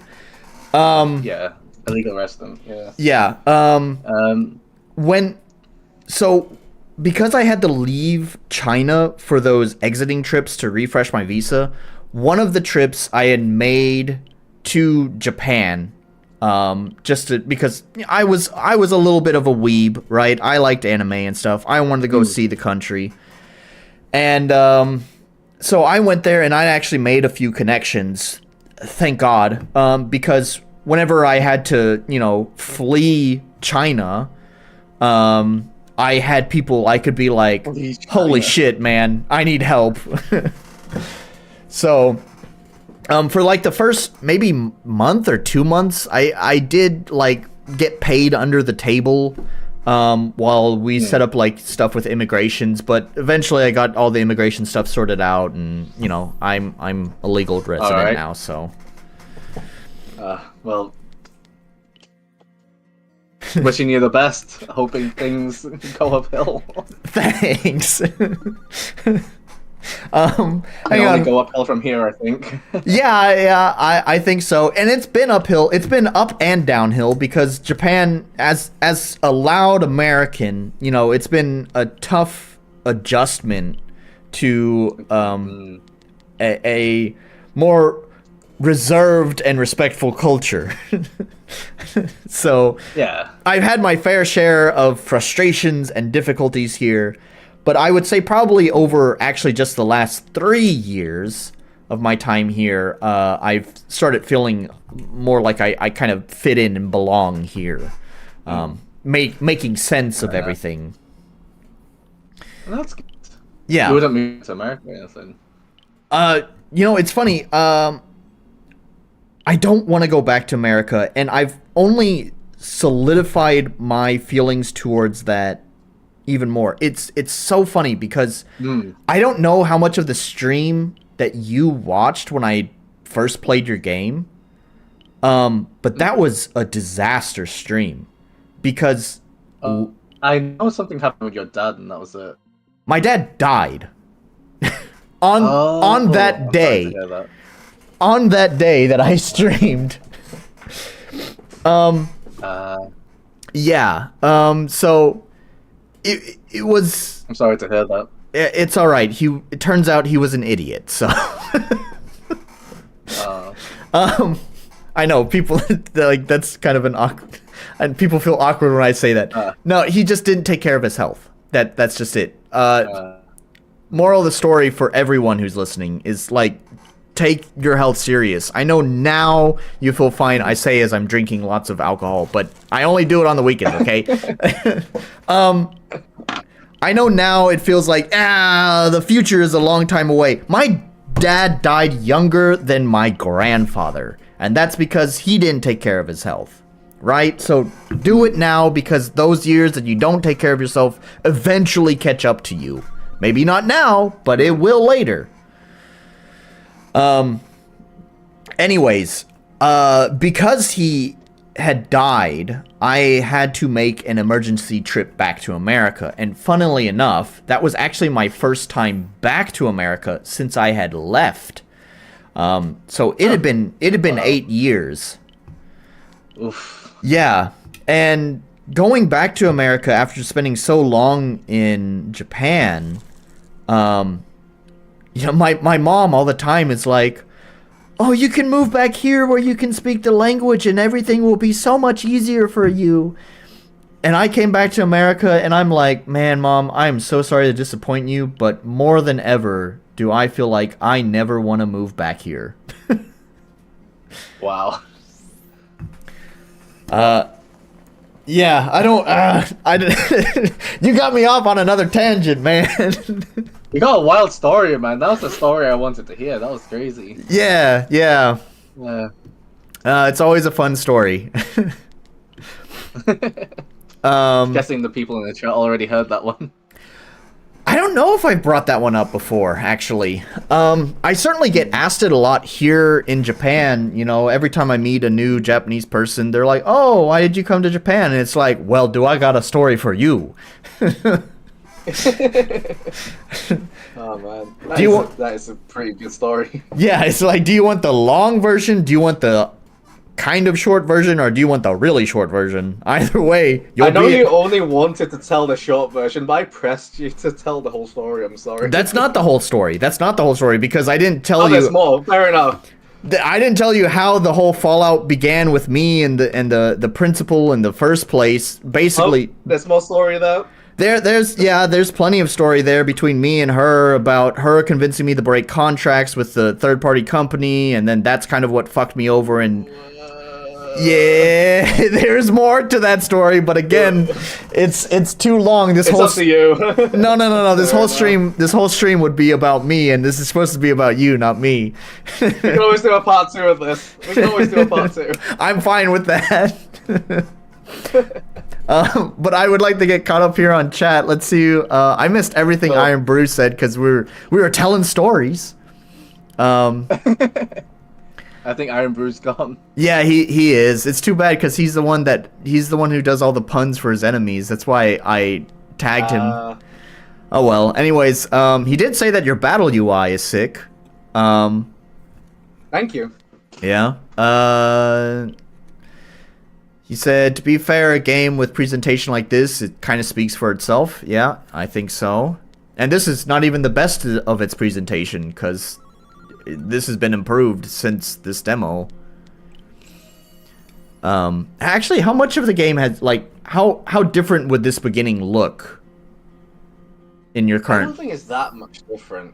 Okay. I don't think the beginning of the game is that much different. I have not changed it too much aesthetically. Okay. I think by this point... Actually, this is like the third version of the demo. that I put out. It's still like really early. I spent the first year just sort of updating the demo, and this is like the third version of it. And these are pretty much sort of where I reached, the final aesthetics for the game. Right. Okay. Let's see. So this is pretty much how the game looks. Okay. So yeah, it's got a nice presentation to it. I'm actually one thing I was paying attention to. So there's been something I've been wrestling with my game. I have a limited budget, because everything's being funded out of my own pocket, right? And one of the things is the question of enemies. You hear a lot of people who don't want static battlers, but getting animated battlers is expensive. You have to pay for all those frames of animation. Yeah, time consuming and expensive. So there's a cheap hacky method, which is there's a plugin that kind of like applies like picture manipulation effects to make them kind of have like a breathing effect or floating. Now I have a bounce to them. Yeah, and I use that, and I've used before. Yeah, and I use that. I know there's some debate around people not liking that. At least in my group, they don't really like how that looks. But to me, it's better than just static battlers because it's not just. It doesn't look like a still image on the screen, and that's what I try to avoid. Is like I never want it to look like you're just looking at a screenshot. I want to make sure that it feels like you're looking at a game. So, but I felt that as well. Yeah. I mean that's why I've done like a lot of stuff with the camera in the battles. Right. Like moving around. I think you likened it to a video camera being moved around. Yeah. My intention was more how you're a wandering gaze, if you get what I mean. Oh, okay. Yeah, I see that. It's more like a wandering gaze. That's why it stops and moves and stops. It's more like you just wandering your gaze and focusing on different parts. I don't know how. That was more of the intention there. Yeah. I get it now. I don't know if people would get that. Of course, I'm not very good at picking up on those subtle cues. So maybe people who are better at picking up on those kind of things might get it. I would say if that's what you're going for, is that like, so just looking at the gameplay that's going on right now, which again you don't see because there's a delay. But anyways, so it kind of has like an ease in and ease out, and it's pretty slow. When I think of like the moving gaze, I kind of think of like people's eyes shift, like kind of snap to points quite quickly. So I don't know. Yeah. I might have gotten a better sense of that if it wasn't so. It was like that at first, but then it made people really sick. Yeah, I was thinking of that. I can imagine that's probably why you turned it down. I had to make it much more subtle to make it bearable. Yeah. Right. So, okay. Well, anyways, so yeah, when I was replaying this, I noticed that you have static battlers though, which just, made me feel better about my own game, because it's just something I've been wrestling with. One idea I had was that I'm pretty good with Photoshop. I can do some photo manipulation. I thought about just using the puppet warp and just adding an idle animation, just a 3-frame idle animation. It's not a lot. It would be simple to implement, and it would add some motion. But then I also got some pushback on that, where it's people are like, yeah, but those puppet animations usually look really bad, and it's like, okay, well, fine. Well, it's like with that as well is that what I found with things like that is that once you do one, you have to do it for all of them. Yeah. And depending on how many monsters you've got, that racks up. That effort and time racks up. Yes, absolutely. Which is something I definitely considered as well with that process, which is why I was saying it would probably just be an idle animation with 3 frames. Yeah. Because if I were to do an idle animation and an attack animation, that would automatically double the amount of work that I'd have to do. And then if I did any more frames, obviously, again, it would just exponentially increase the amount of work that I would have to do. So yeah. But either way, your published game makes me feel happy about my little hobbyist game that just uses static battlers, because you also use static battlers. I've been working. It's not that bad. You play games like Octopath, and they've got static battlers. They aren't really animated unless it's like some special enemy either. You play a lot of the retro games like on the Super Nintendo or the GBA, and a lot of them don't really animate their sprites either. Oh yeah, of course. I don't think it's that much of an issue.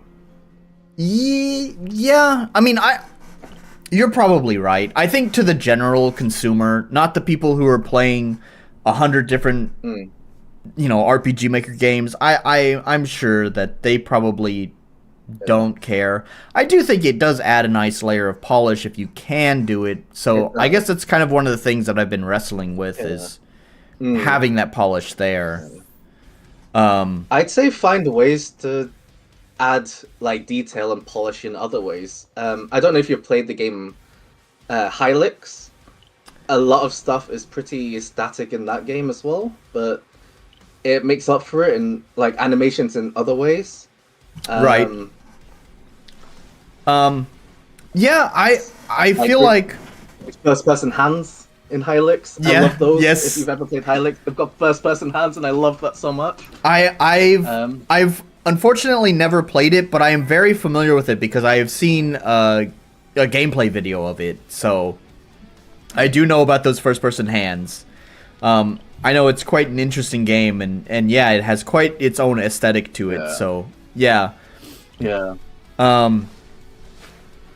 Yeah.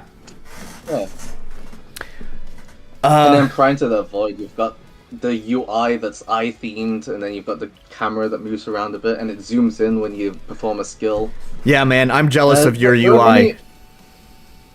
There are many ways to really like add pizzazz to your game without having to animate everything, because animation, frankly, is just one of the most time-consuming, expensive things in making video games. I am so happy for my pixel artist. He is such a nice dude. He basically just liked my pitch for the game. That he normally doesn't do commissions, but he liked the pitch for my game, and he was like, "Yeah, sure, I guess I'll help you out." So he's mostly doing it because he just likes working on it. But I still pay him, of course. But the prices are pretty cheap. But either way, I got like an 8-frame idle animation plus walk animation for my main character for like $50, and it's like, hell yeah. Yeah. Hey. So yeah. But yeah, heck, I don't even have a walk animation for my protagonist. yeah, you guys just floats. My dude just floats in. And to be honest, I did that because I didn't want to animate him walking. Yeah, well, okay, so and with my game, I use for the longest time I used the default, sprites for RPG Maker, but I really hate the chibi look of the sprites, and the 3 frames are just so limiting. Yeah. And so, but to save on budget, what I've basically done is, I felt like, well, the player's going to spend literally the entire game staring at the main character. So I wanted to make sure that the main character sprite is expressive and interesting to look at. So I kind of just poured budget into that. The main character sprite, she has, of course, the idle animation and walk cycle as well, but then there's a number of different like behaviors and stuff for her to be far more expressive. But then when it comes to the other NPCs, saving budget, all the other NPCs, they just have the 3-frame walk cycle. It's fine. Yeah. My NPCs don't even have walk cycles, by the way. They just stand there. They just stand there. I guess that's fine too. Yeah. I mean, for me, like they don't even. Yeah. They don't even face the player. Oh, okay. I mean, to be fair, you're not really interacting with them. Their souls just minding their own business, doing their own thing. So when you interact with them, they're sort of just speaking on their own without them talking directly to you. So it makes sense that they don't face you. But for the most part, yeah, a lot of them are just unanimated. Yeah. And you can get away with that depending on how you present your game. Yeah. Unfortunately, I don't think I could get away with that in my game because there's a whole there's a whole social side to it. It's kind of like I don't know. I hate to make this comparison, but it's like the only thing that comes to mind. It's kind of like you have there's two parts to the game. You have an Animal Crossing section where you have a town with residents there, and it's kind of about getting to know the residents. They're not just faceless NPCs of that town that you have one or two text boxes and that's it. They all have their own character, their own personality, their own story that you follow through on. And then there's of course regular dungeon exploration as well. So with my NPCs, they're kind of a key part, and I would love to give them more frames of animation, but again, budget. So yeah, budget and time. So I have a few NPCs with the 3 frames of animation. Most everything is animated with that RPG Maker 3 frames of animation. Yeah. It's really only the player character that has the 8 frames of animation. So I feel like the NPCs don't really stick out that much, that they only have 3 frames. Yeah. So yeah. I will say, this is the only game I'd probably do it for. For my future games, I don't think I'd be able to get away with this much. Right. I've been planning out my sprites for the next game as well, and they're going to require a bit of animation, and I've decided to actually, put in the time to actually do it. Hopefully by then, I'm financially doing okay. Yeah. I can afford to do that, but for sure, I would probably put more effort into animating every single thing, giving more details to every single thing. But economically, right now, I don't think it's viable for this game to be spending that much time on things like that. Yeah. And I totally understand that. So, it's something that I've talked about a lot on my channel as well, is because, I one of the other tropes that we hear with RPG Maker, it's not just RPG Maker actually, it's really any indie dev, people who talk about how they've been working on their game for crazy amounts of time, 10 years or something. And to me, it's I feel like that's a really depressing existence. You're stuck in this loop for 10 years working on this one project. And the thing is that at the end of that 10 years, when you finally release that game, there's probably not a pot of gold at the end of the rainbow. So it's just, it feels, I don't know, I feel like if you're doing game development, even if it's just as a hobby, you still should care about how much time you're working on it, because I don't know, the return on your time investment gets smaller and smaller the longer you work on it. Yeah. So exactly. being economical about your time developing the game, I think, is important, even if you don't have a publisher like you do. For sure. And at the very least, if you're putting your game out there, marketing your game, who's to say that the people who have been following your game from the beginning even cares about your game anymore by the time you get to the end of it? Right. Yeah. But that's the thing as well, is that, you want to get your game out on time so that it's still while it's still in people's minds. Yeah. So, let's get caught up on chat. We've read one message and then just went off on tangents again. We're good at that. That's a good sign. We're really good at tangents, aren't we? Yes, but that's a good sign. Hey, we're getting along. Yeah. Let's see. Yeah, Bruce right. I'd kill a man to have a game that looks like Pry Into The Void. Yeah, absolutely. Yeah, that was something that I was gonna say is, I said I was jealous of your UI. There's a UI. I have it all mocked up in Photoshop. I think it's a really cool UI that I really, really want to get implemented in my game. It's just it's money, and then also finding a fucking programmer who's fucking available. Yeah. You guys are a rare breed because you actually have to be smart. Problem is, a good programmer will just get snapped up by another studio. Why would you work in indie games as a programmer? Yeah. Well, You make much more money. Yeah. I had a guy who was a really smart guy. I called him a wizard because, man, he really was a coding wizard. He programmed this. I'm sorry. First of all, yes, I'm a little bit drunk now. I've had like a shot of sake and actually it's 2 shots now. So and a beer. I got through my Ida. I just want to show this effect off. I'm not going to show you the whole intro to my game. And of course you have chat delay, so it's going to take you a while to see this. But he programmed a transition effect for me, and it's so cool because the transition effect is entirely done with maths because he's a smart dude. There's no pictures. It's not done with pictures or anything. It's entirely maths. So I'm going to hit new game here. It's going to ask you to adjust options. And then there's a message to me. RPG Maker support shaders?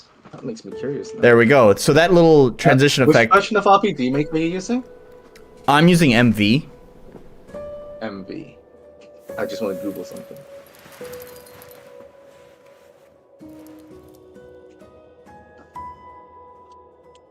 Shaders. Interesting. MV does support post-processing and shaders.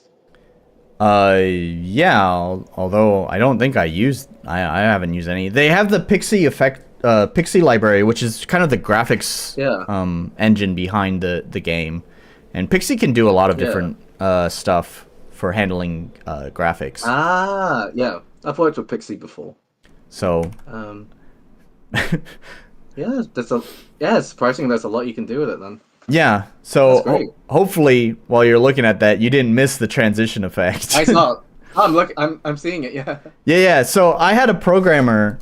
Program that for me. It was kind of like a test run with him, to just see how we could work together. I had unfortunately a bad experience with another person who offered their quote unquote experience to me, and I paid them $200 to do some work, and then 3 months later, they're like, sorry, this is kind of above my pay grade. I don't know how to do this. And it's just like, okay, cool. Thanks for wasting my time. Why did you offer to do this work? So anyways, so as a test for this dude, I was just like, hey, can you make this transition effect? And then he did it all with maths. That's the crazy part to me, is like all those little diamonds, and it's scalable. Like, he gave me all the commands to like scale the size of the diamonds, scale the space between the diamonds, scale the speed of it. It's all maths. Man, he's a fucking wizard. Unfortunately, it is all maths doing stuff like that. Yeah. I'm too dumb for that. In fact, math was my worst fucking thing in school. So, but unfortunately, I had financial trouble, just shortly after I had hired him. And so I wasn't able to continue work with him. And then by the time I was able to continue work with him, kind of at the start of this year, he had transitioned to making like he did his own Patreon, and he's releasing public plugins for RPG Maker rather than taking commissions now. And so probably that way. That's how Yanfly works, right? Yanfly has moved into Visual Stella. I remember he was making like a Pokemon engine as well.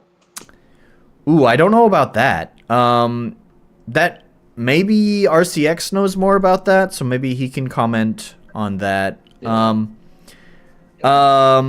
he's definitely one of the people I know. Yeah, because RPG Maker space doing stuff. Yeah, Yanfly has been around for a while, so there's some drama with him.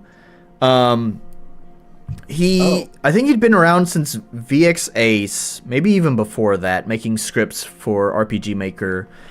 And then he moved into RPG Maker MV, and for a while his stuff continued to be free for MV until he found some website that was basically stealing his code and selling it. And so from that point on, he decided to paywall his stuff. That's fine. No problem with that. It's also still pretty cheap. It's like $30 for like 200 plugins or something. I don't know. It's absurd. It's a good deal. So no problem there.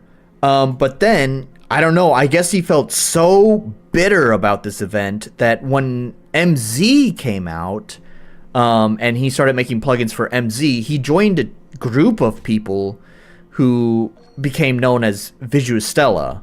And they're the kind of the main group that does plugins for MZ. The problem is that all of Visuostella's stuff is obfuscated, and it causes tons of headaches. It's also way more expensive too. There's another smart wizard who was like running some like benchmarks. He built this whole benchmark suite to test how the obfuscation that's been applied to the plugins affects performance of the game. And Outlook is not great. They apply some really heavy obfuscation to their plugins that causes noticeable impacts to performance of the games due to that. The second problem, not only is the performance just, terrible because of the obfuscation, it also makes it impossible for people to make patches for it. Because they can't read the code. It's not open source friendly at all, is it? No, not at all. So it's kind of like, and honestly, I feel like this has just been like, that was kind of like the death knell for RPG Maker. I don't see a bright future for RPG Maker because it sort of survived on the community building resources for the engine. And, it's frequently mentioned how many more plugins are available for RPG Maker MZ, the previous version, than there are for MV. And, people all the time say, well, MV is so much older, that's why there's so many plugins. But the thing is that the growth rate of new plugins for MZ is not very fast. And I think that's because Visuostella is considered to be basically necessary for MZ games if you want to make a serious game. The problem is that it's obfuscated, and so developers can't make patches for the plugins. So developers just don't want to work with them. And so developers left the RPG Maker scene. And I think that was kind of the beginning. Like, plugin developers stopped making plugins for this engine. So less people stopped using the engine because they couldn't find the resources they need or the people that could help them. And then we go into RPG Maker Unite, which was like the most recent quote-unquote version. It was kind of a spin-off of RPG Maker that got released, but was like more like a add-on for Unity. And it flopped so hard. And honestly, between these two things, I don't see a bright future for this engine. Would you ever see yourself moving to something like Godot or something like that? Oh, yeah. These days? Oh, yeah, absolutely. I honestly, before I even settled on RPG Maker, I had been playing around with other engines. I had this idea for a game that I really wanted to make. And the game I'm making now is not that game. I knew that I needed more experience, so I was like, I'm just going to build a bunch of small games so I can learn this stuff. So then I can make my magnum opus, I guess you'd say. So before that, I'd played around a little bit with Unity. I felt too dumb to wrap my head around how that stuff works. Then I moved over to Unreal. I had a better time with it, but it still felt complicated, and it's difficult to get a game that, performs well out of it unless you really know what you're doing. So, I played around with those engines, and then eventually I settled on RPG Maker because it's so user-friendly, but there's just it always feels like you're wrestling with the engine whenever you want to do anything that's not out of the box, right? Like, I mean, plugins are a nice bridge into having more function out of the engine, but sometimes it feels like you're using duct tape to assemble the game. We all take this for granted that the way we add additional function into the game is a hack. It's literally a hack. In the editor itself, you have the notes box, which the notes box is literally what it's described as, a place to put notes. It's just, thank God that plugins can read what's been written there.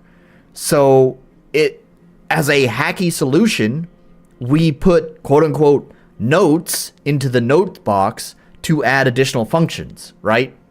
And everyone just takes that for granted because that's just how every plugin works. But that is a hack. That is a duct tape solution to add functionality to your game.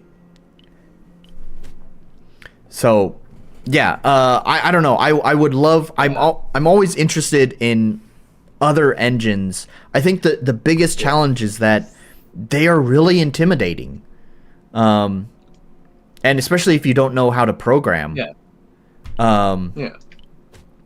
So I would. My problem is that I don't use game engines because I don't like GUIs.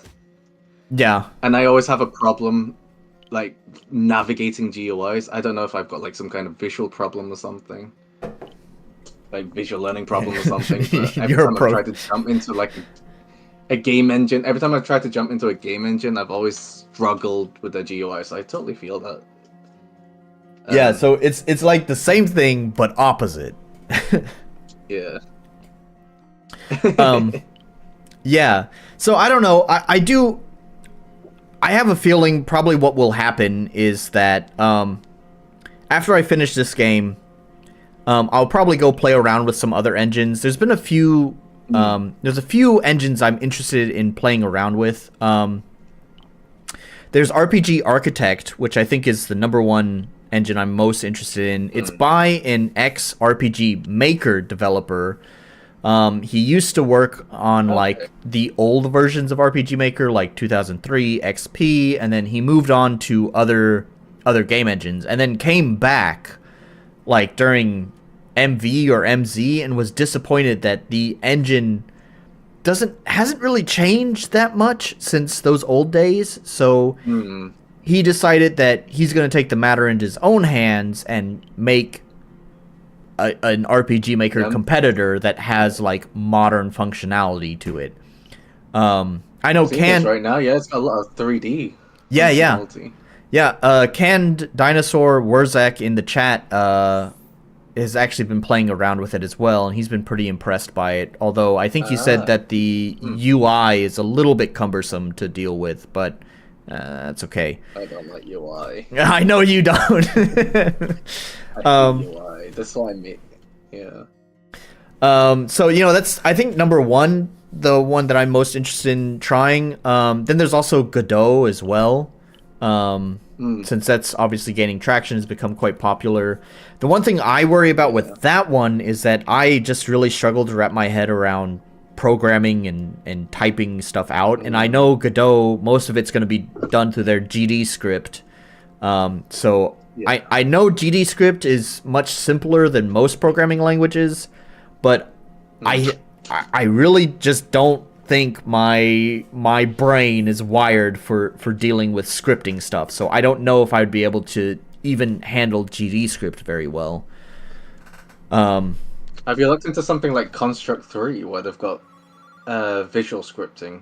Like they use these like block things and you put them together. It's a very visual way of making logic for the game.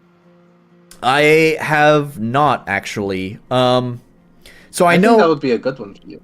But... Yeah, I'm interested in that. So the one thing is like I was mentioning with Unreal, I know they have their Blueprints system, which is a visual scripting language as well. Yeah. And this is where a lot of the performance problems come in with Unreal Engine is that I've heard from Unreal developers that the interpreter from the blueprints to actual C++ code is not very efficient, and that's where a lot of the performance problems come from. I just kind of worry that a lot of visual scripting methods may be the same way, because obviously that visual stuff needs to be interpreted into usable code. So I don't think it's that bad. It really depends on what you're trying to make. And if you're just making like small RPG maker style games, I don't think it's that much of an issue, to be honest. I think it really matters more once you start getting into those expensive shaders. You start getting into, rendering a million grass blades, yeah, like a lot of AAA games do. That's when it starts mattering. yeah. So I think it's more of a case of just don't be scared of it. Give it a go and see if you like it. Oh yeah, I'm definitely not scared. I'm definitely curious about those engines. There's a couple of other engines. Weirdly enough, YouTube recommended me this podcast that from like a channel smaller than my own channel, and it was it's like some Polish guys. They're speaking English, but some Polish guys. He was interviewing a developer who had developed an engine called the Flax engine. I've heard of that. Yeah. Yeah. And I don't know. It sounded pretty interesting. So I've actually downloaded the Flax engine, and the thing is I watched a little bit of that interview with the developer, and he said that before developing the Flax engine, he used to work for a Japanese game studio, and had developed an in-house game engine for them. And when that studio went under, they released the game engine publicly for people to use, which I don't remember what it's called, but it also seemed pretty interesting. So I actually downloaded that as well, which I look forward to. Okay. I think it's this one here, the Stride engine. So I've heard of that as well. yeah. So I'm not afraid of.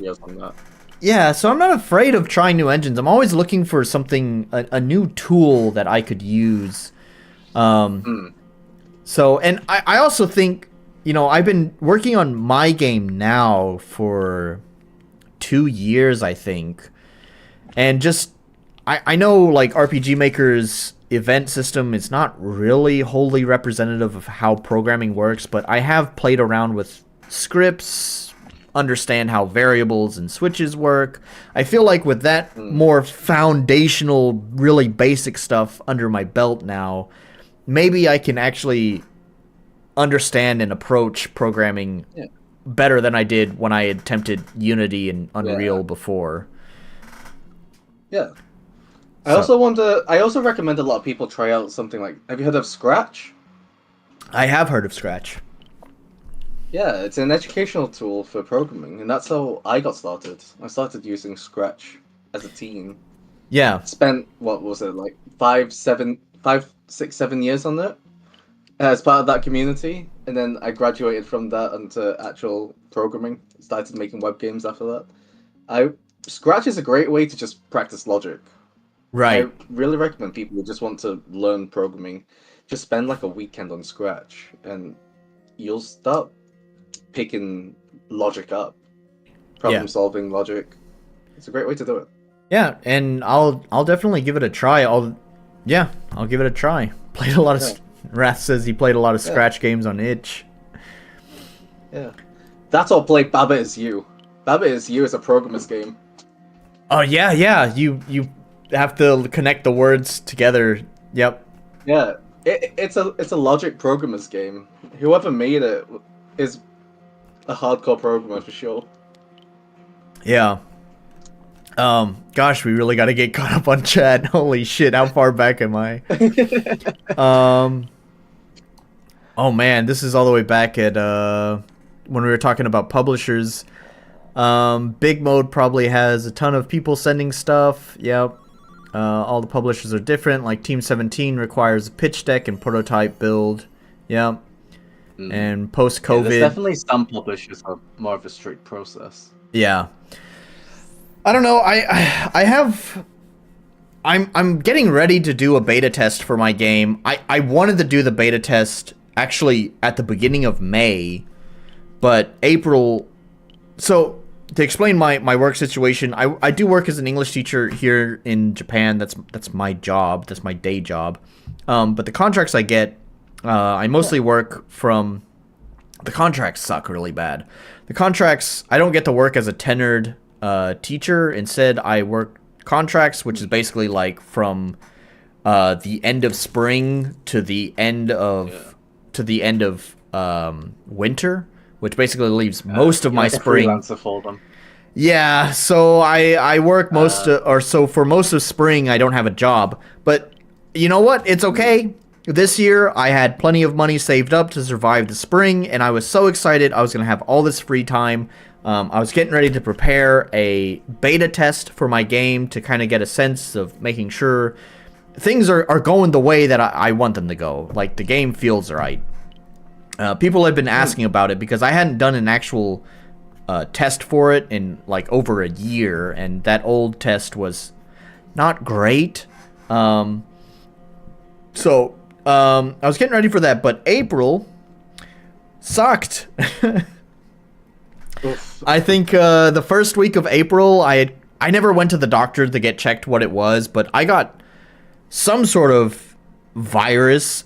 I'm convinced I actually picked up COVID, but like I said, I never got tested for it.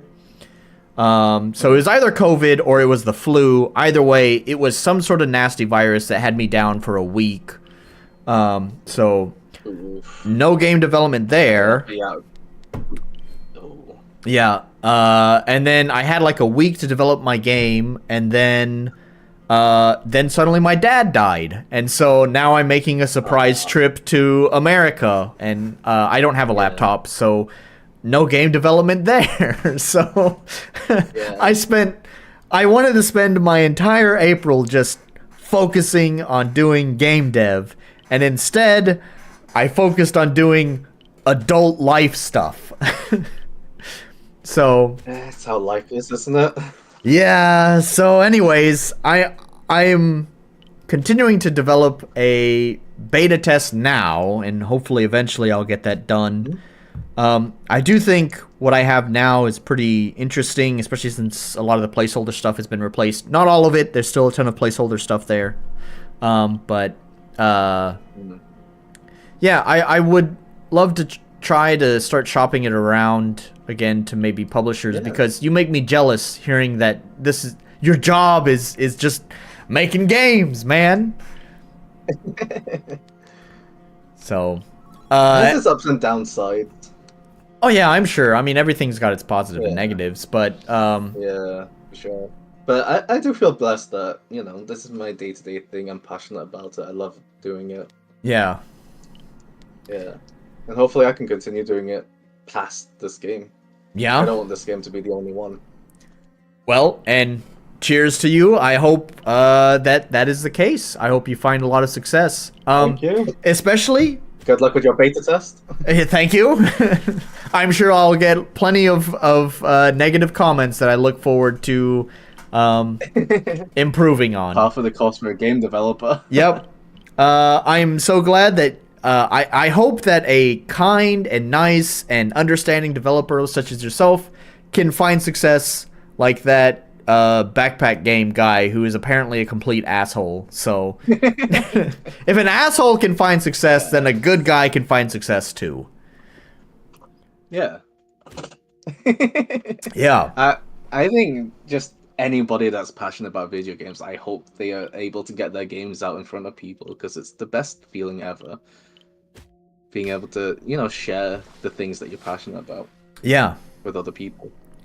Well, and so that's one of the other things too, you know, is that I've done music my whole life, and you know, for a long time I just kind of released singles, but then in 2020, 2021, I don't remember, I released like my first album where I put like a lot of work into it, and it didn't really get a lot of traction.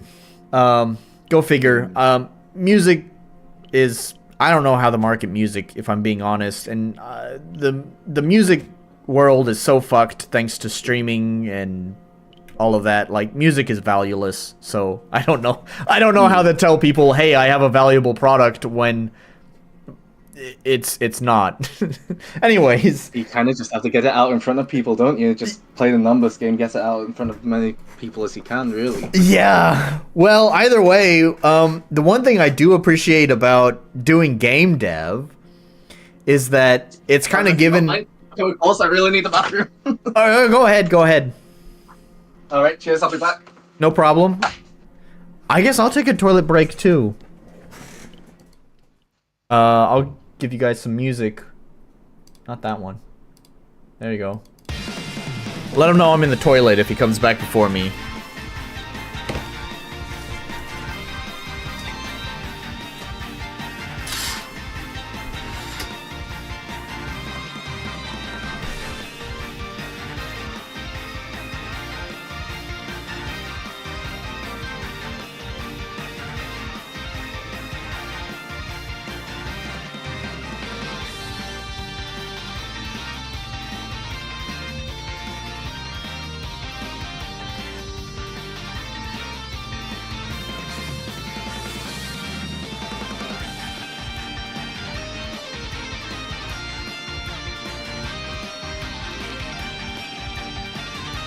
Sorry, I was holding that in for a while.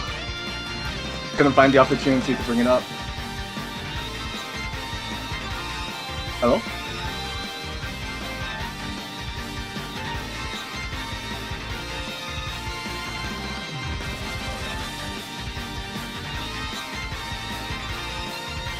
Can I not hear? Oh no.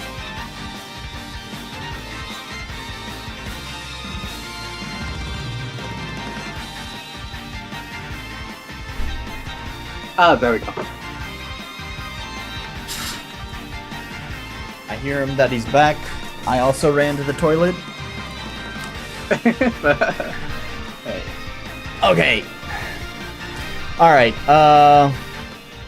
yeah, anyways, what I was just saying is that, you know, having game dev has kind of helped me give a purpose to my music. I found, you know, more people who seem to appreciate my music, from my soundtrack than whenever I was just doing music as, you know, just an album artist. Yeah. I mean, that's a lot of things, right? It's attaching some kind of emotional response to it as well, because music on its own is great, but you add a bit of some kind of like background story to it. For example, like the artist's life or something. People appreciate it a lot more. That's why that's why they always give tragic backstories to people on talent shows, right? Right. So, anyways, you just need to tell your story about escaping China every single time you give your music to people. Yeah, I'll just write an epic album, an epic soundtrack while I just narrate that story. Yeah. Anyways, do like a whole dedicated video about that at some point. I used to have one because I used to try to do like vlogs and stuff while I was here in Japan because I know that kind of stuff pops off, but I just stopped doing it. I really hate video editing. That's another reason why we're doing this live and it's not like some sort of pre-recorded thing because God, video editing sucks. Although maybe you feel different because you're talking about editing trailers. I enjoy it for trailers for sure. I don't think I could take doing it all the time for videos. Yeah. This is why I don't run a YouTube channel or anything, even though it would probably benefit me a lot. Yeah, I've had like phases in my YouTube career. Man, I'm not gonna go over that whole story, but I went from like machinima to anime reviews to oh wow to game reviews to just live streaming. Yeah. Yeah. I think the most I did was that when I was younger, I would do like these really janky AMVs. You know, anime AMVs with Linkin Park music. Oh my god, I may have watched one of those. No, my stuff didn't get far. But was definitely not one of the main ones in the space, but I used to make them. And I used to watch those. Like, yeah. I loved AMVs back in the day. They were great. Yeah. I'm gonna kind of just start skipping through stuff for chat here. Noise? Because I mean, a lot of it is just about you pooping.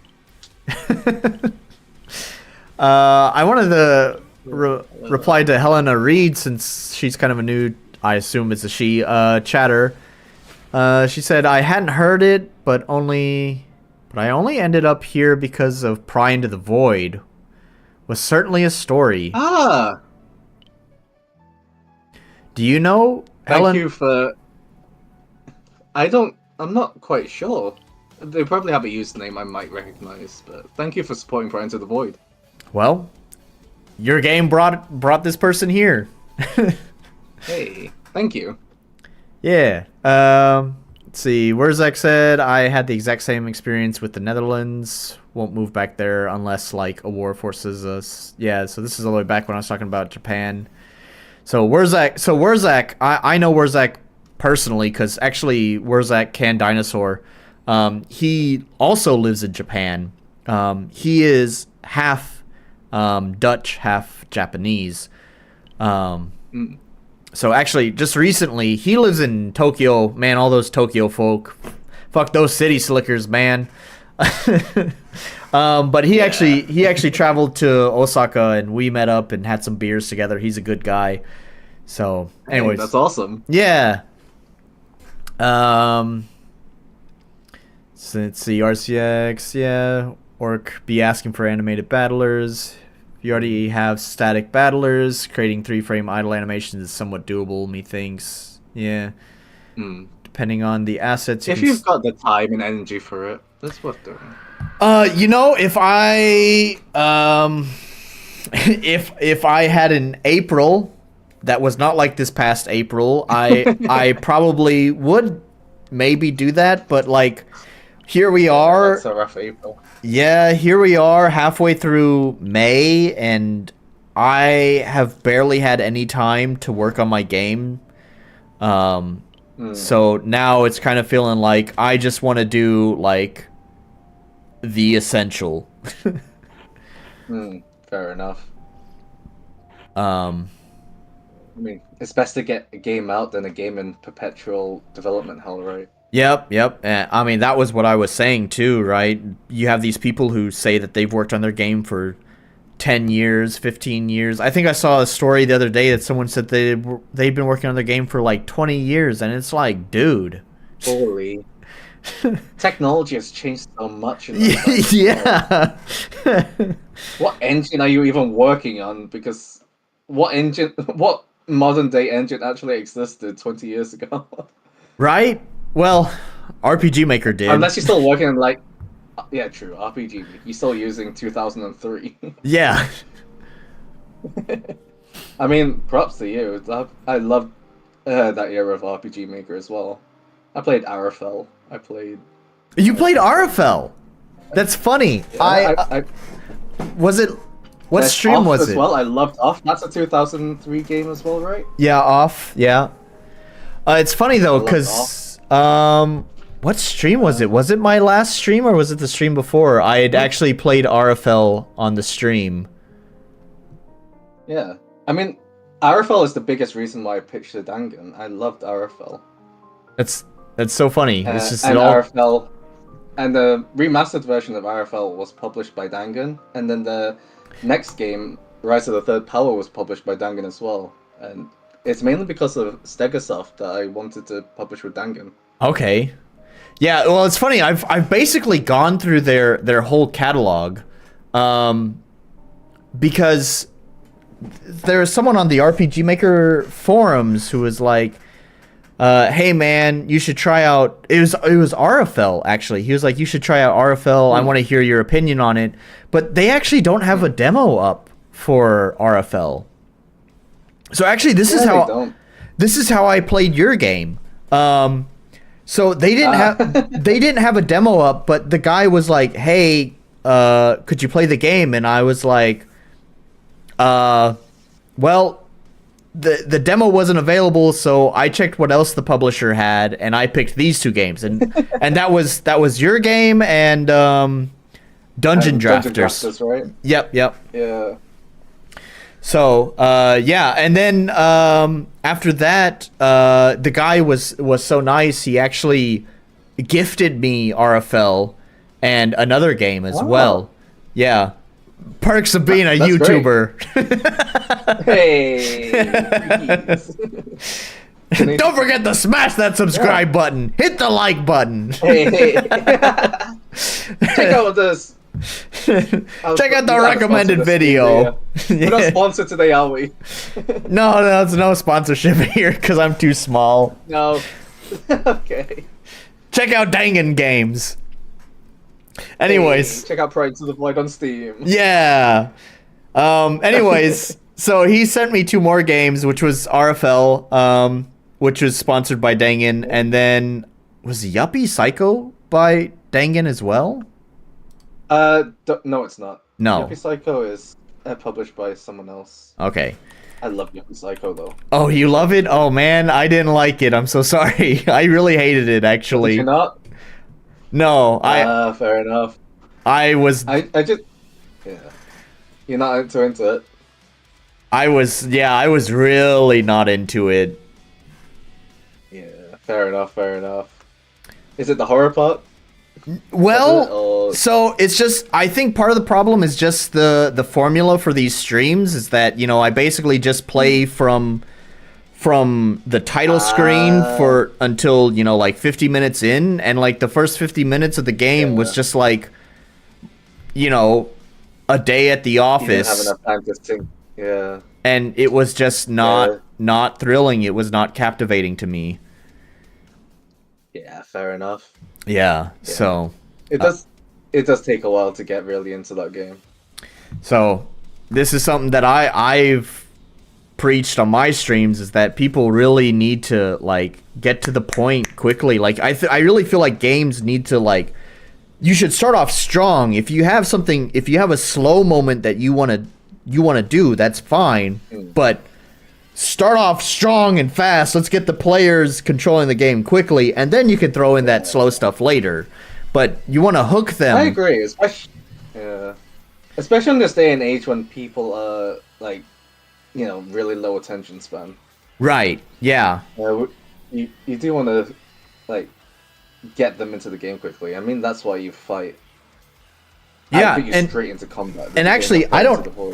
Yeah, I was just about to say, I don't think I had actually mentioned this during the stream, but I should have, because so many times I've played these RPG Maker games that's like, here's, you know, like a 10-minute lore dump that you don't give a shit about, and then let's spend another 30 minutes while the main hero, you know, putzes around you know, his village until the big bad guy shows up and blows shit up. And it's just like, you've wasted 40 minutes of my time doing nothing. So it's okay to stick a player in a scenario which they don't understand what's going on. Yeah. They can learn and figure out what's happening later. Yeah. So I wish I had actually mentioned that, you know, props to you and your game, where like you hit new game and you hit the ground running, man. You're playing the game. Yeah, for sure. That's something I definitely want to do. Get them into the game fast. Yeah. And I also don't think Pry Into The Void is too story focused like a lot of RPGs. It's definitely more on the gameplay side. So that's why it was really important for me to just get them into the gameplay as soon as possible. Right. So, let's see. I don't know if you've played the RPG Maker game Forever Home. Forever Home. That has one of my favorite intros to an RPG Maker game, and it's a really cheap game as well. You can get it for like, oh yeah, it's 235 yen. Yeah, basically $1. Yeah. Yeah, this is one of my favorite RPG Maker games, and it starts off strong. It puts you in a scenario where it's like, what the hell is going on? Look at these RTP tiles. Oh They man. they don't care. They use all the RPG Maker assets. They paid for RPG Maker. They use all of They- RPG Maker. Actually, this. But that said, despite how the game looks, it's genuinely awesome. I love this game, despite everything just being RPG Maker assets. All right, if you give it a glowing review, I have 990 yen in my Steam wallet from a previously bad game that I refunded. So I'll tell you what. Go for it, man. This is I'll my recommendation for an RPG Maker game. all right. Like this has been slept on. Oops, I didn't mean to hit continue shopping. Let's see. Continue to If payment. I didn't read reviews beforehand, I would not have played this. But I read reviews beforehand, and back then it was overwhelmingly positive. I don't know how it slipped down to very positive. But at the time it was overwhelmingly positive. And then reading the reviews for that game made me want to play it. Well, there you go. It's being installed right now. So Hey, there we go. Yeah, have fun with that one. yep. I guess want more people to play Forever Home. I guess we got a game for my next stream. All right, let me hang on. I really got to get caught up on chat here. No worries. We just keep getting on tangents. Oh, it's a good sign, man. It's a good sign. Nah, I'm enjoying myself. Let's see.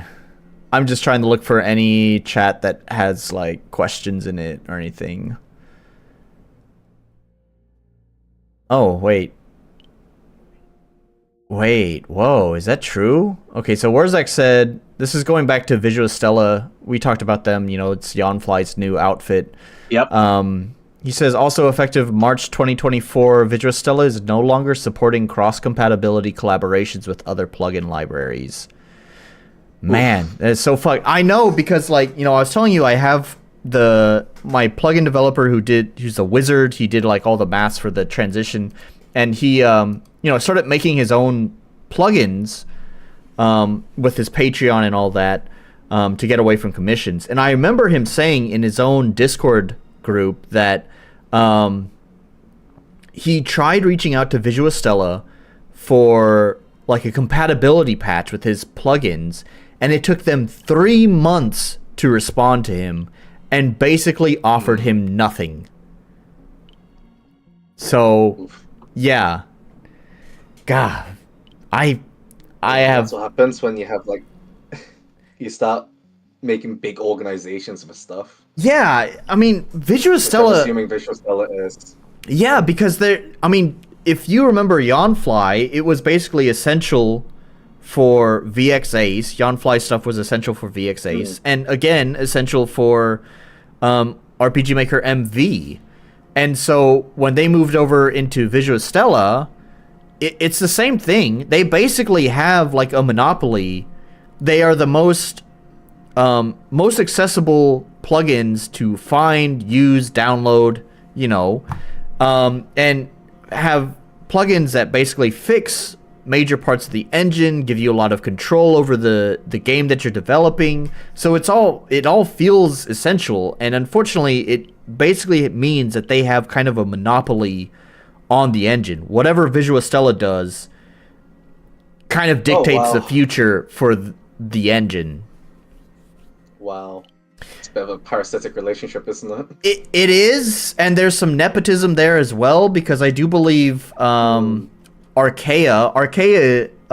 like, I don't know what Archaea's role is with, actually, I think Archaea works directly for Kadokawa. I'm not sure this whole relationship, but Archaea is, like, a major part of managing the community, and actually is employed directly either by the publisher of RPG Maker or maybe even works for the developer of RPG Maker.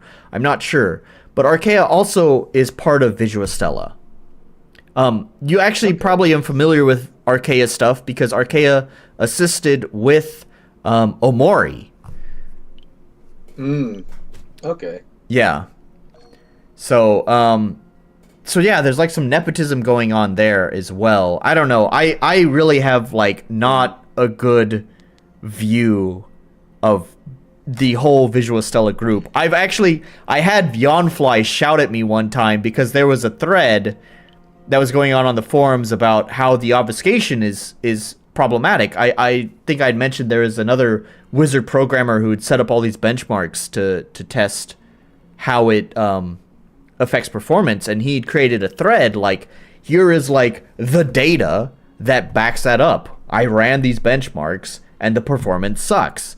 And that started a whole thread where this whole debate where all the Visual Stella people came out who normally never interact on the forums. They came there and were like, they didn't really have very many good excuses. They're just like, if you don't like it, then don't use our shit. And I even had Yawnfly shout at me because and I even had Yawnfly shout at me because I was like, yo, Visual Stella sucks because it performs poorly. I don't want to upgrade to MZ because I need to use Visual Stella's stuff, but Visual Stella's stuff harms performance. I don't want to use that. And Yawnfly shouted at me. It's actually honestly a cherished memory that the legendary Yawnfly shouted at me. I mean, a win's a win, right? I yeah. I was noticed by the legendary Yawnfly. Yawnfly Senpai noticed me. Yes.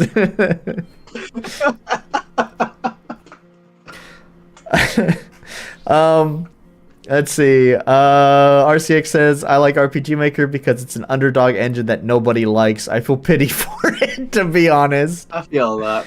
Yeah. I play these games out of pity. I play these games out of pity. Whereas Zach said, it's cumbersome. What I will like... Go ahead. What I will like about RPG Maker is how it enables people who are not necessarily programmers, but they're more like writers and artists. I don't know if you've heard of Ren'Py as well, because I follow a lot of games in the Ren'Py community. I do know Ren'Py. Yep. Yeah.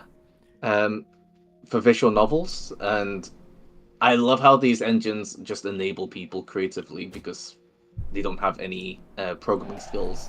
So it gives them, that avenue to be able to create what they want. Yeah. Without being technically skilled in programming. Yeah, and I'm incredibly thankful for RPG Maker. It's funny because, RPG Maker had such a bad reputation, and I think a lot of this came from Steam Greenlight. I had actually done like a whole deep dive on it. It was kind of my debut on the RPG Maker forums. Is like I had done this whole research on like why do people have such a stigma against this engine? Anyways, it seems like most of that came from Greenlight, where people would use the default assets and make a bunch of games that all looked the same and played poorly and felt awful, and it was just all shovelware. Yeah. And so everyone started realizing that it came from RPG Maker and just associated RPG Maker with bad games. And for a long time, I was someone who held that same opinion. I was like, RPG Maker, that's that shovelware engine, right? It was my friend, my friend and coworker. I told him about my magnum opus idea for a game, and I had been, struggling with Unity and Unreal, and he was like, why don't you just try RPG Maker? And I remember scoffing at him. I was like, RPG Maker? And then, but it was on sale. I downloaded it and I was like, oh, damn. I actually know what I'm doing with this, sort of. I can figure it out. Unlike Unity and Unreal, I have no fucking clue what I'm doing there. Neither do I. I hate their GUIs, I swear. They're pretty similar, too, Unity and Unreal. Yeah. I have no clue about those engines. Well, I don't know. But yeah, I don't know. I haven't really tried the recent versions of RPG Maker, but RPG Maker's not that bad.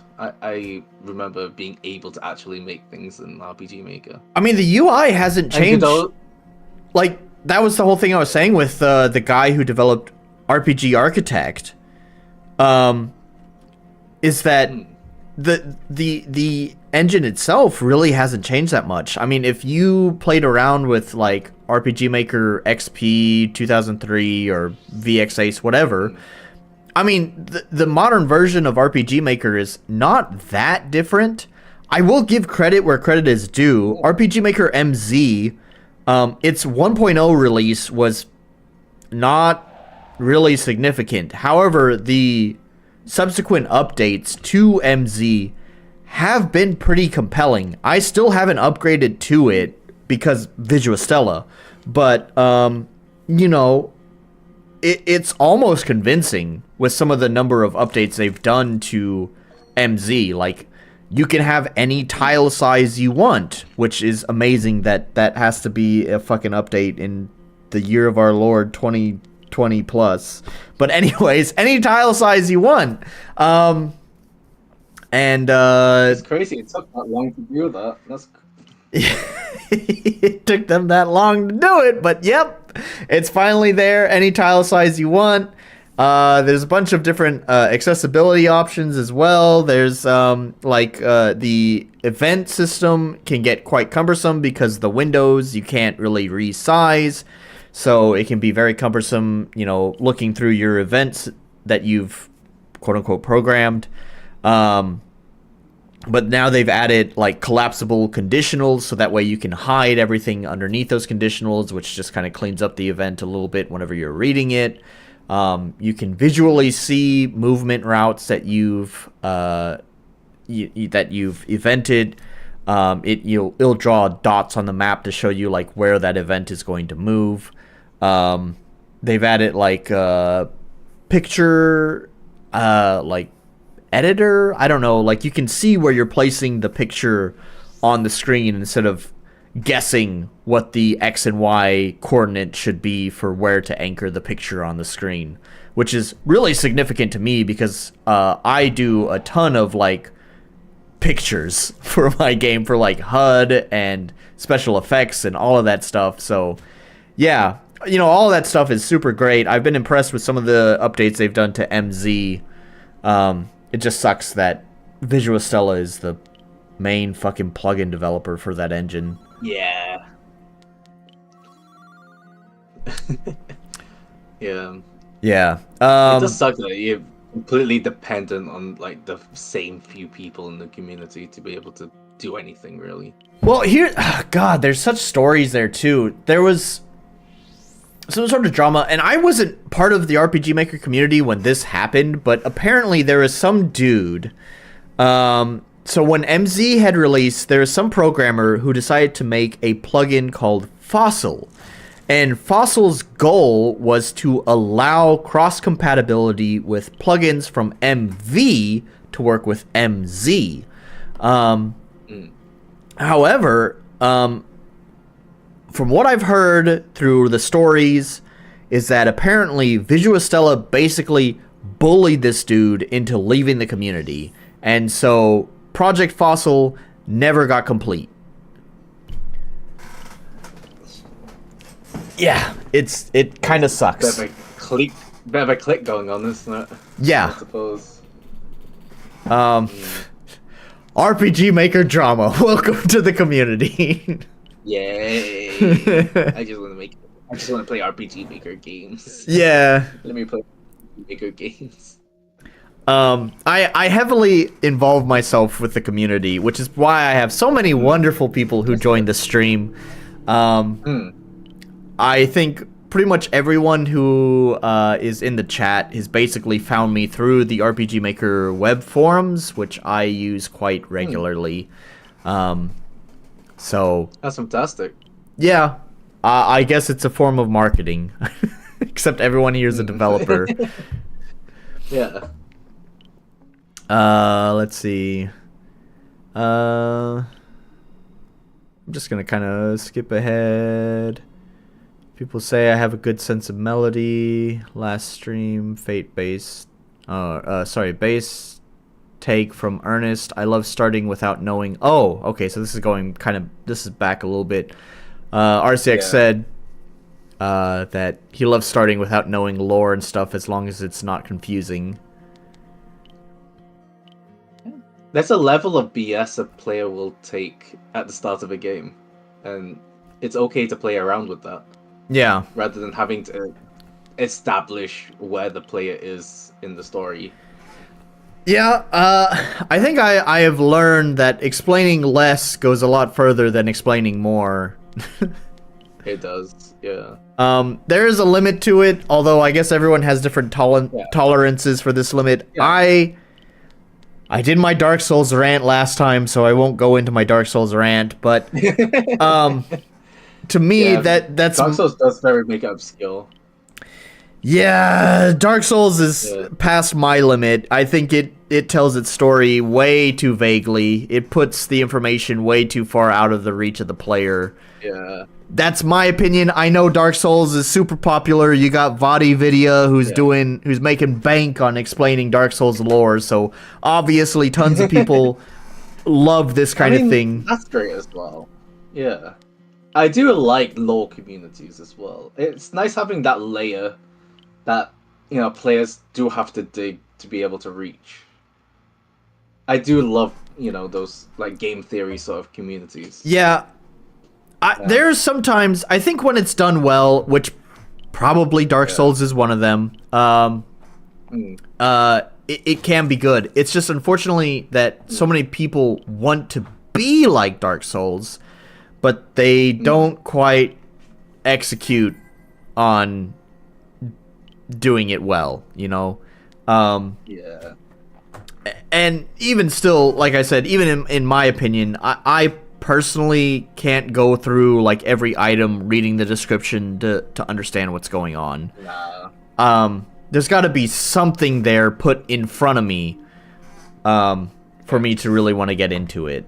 So It's reaching that balance. yeah. At the very least, I think characters for sure are one of the first things you want to expose, right? Right. Like getting to know, if you have a party, you want to get to know your party, things like that. Yeah. Those are the sort of things you want to expose as soon as you can. Yeah. And yeah. Let's see. RCX said play the game. Play the game for the next. Yeah, I think he wants me to play the game that you recommended to me. Oh yeah, now. the Forever Home. It's genuinely good. I really recommend it for people. And it looks like the most generic RPG Maker game, but you jump into it and you realize this is something different. And I do want to play it, and I will play it, but I'm not playing it on this stream if that's what he's getting at. Sorry. Fair enough. I'll be sure to tune in when you do. Hey, if I have a new subscriber, I'm okay with that. Hey. Let's see. Notification bell on. Oh yeah. Don't forget to hit the what do you say? Turn on the notification bell. I'm terrible at the YouTube thing too. One day. One day. I think for a long time now I've been telling people, remind me to say the YouTube thing, you know, hit the subscribe button and like and all that, and I always forget. I don't care. You just need it on screen at all times. I do, except on the screen. Do one of those overlays. And I've done that before, and I forget to turn the overlays off, and then everyone's like, "Why is that message on the screen?" It's usually a reminder to myself, right? Like, "Hey, dummy, don't forget to say this thing," and then they're like, "Who are you calling a dummy?" Me. I'm calling me a dummy.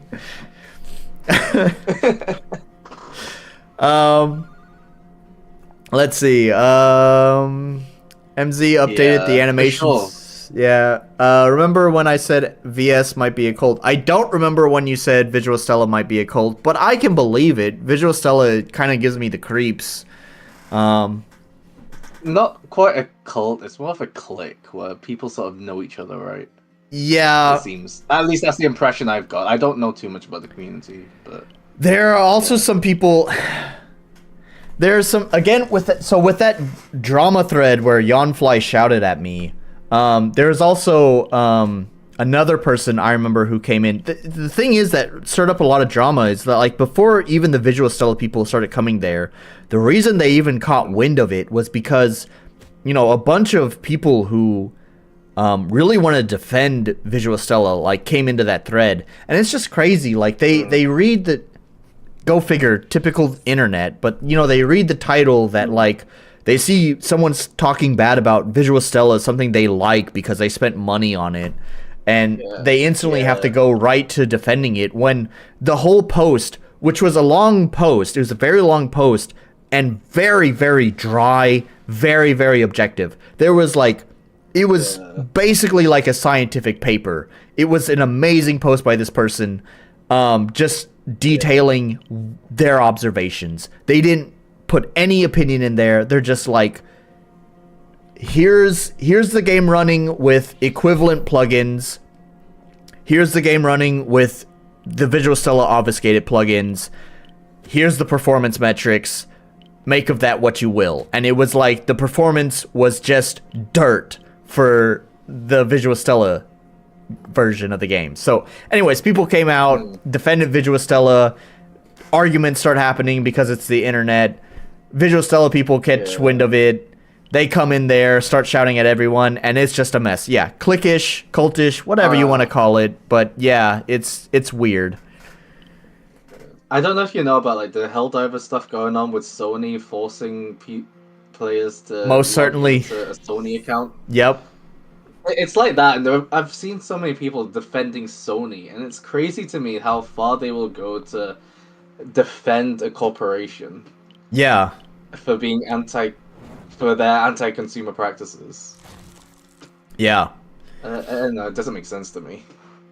I mean, all the console wars as well is just weird. People who are like, my box is better than your box. It's just like, what are we, fucking children? Who gives a shit? Yeah. Well, you're all inferior to a PC. Yeah. Let's PC see. Master Race. Yeah, that's right. PC Master Race. Let's see. Warzek said, I mean, Yanfly has kept like a multi-page document detailing what happened with the fossil creator. At every step, he does not hesitate to talk bad about him. Wow, I didn't know that. That is fucked. Yeah, like I said, the fossil on the internet. Yeah, like the fossil creator, like I said, he basically got bullied into not making that plugin by Visual Stella. So I didn't know it went that far that Yanfly kept a document about it. So Wow. Yeah. Anyways, I respect Yanfly for what he's done for the community, but this seems, I don't know. Obviously, I'm hearing just one side of it, but yeah, this doesn't sound great. That's the worst part about it is that Yanfly plugins are super great. He's definitely done a lot for the community. He's done a lot of good for the community, so that's what makes it hurt the most. Yeah, some people just need to do their thing on the internet and not talk sometimes, I think. Probably. Maybe not everyone should have an internet. Not everyone should have the internet. Everyone should have the internet, but sometimes people should just shut up sometimes. Yeah, probably for the best. Yeah. RCX said the biggest mistake devs do is introduce story and lore before characters, especially if the story and lore doesn't play into the actual story. Yeah. We've seen plenty of that on the stream. People relate more to characters than abstract concepts. Yeah.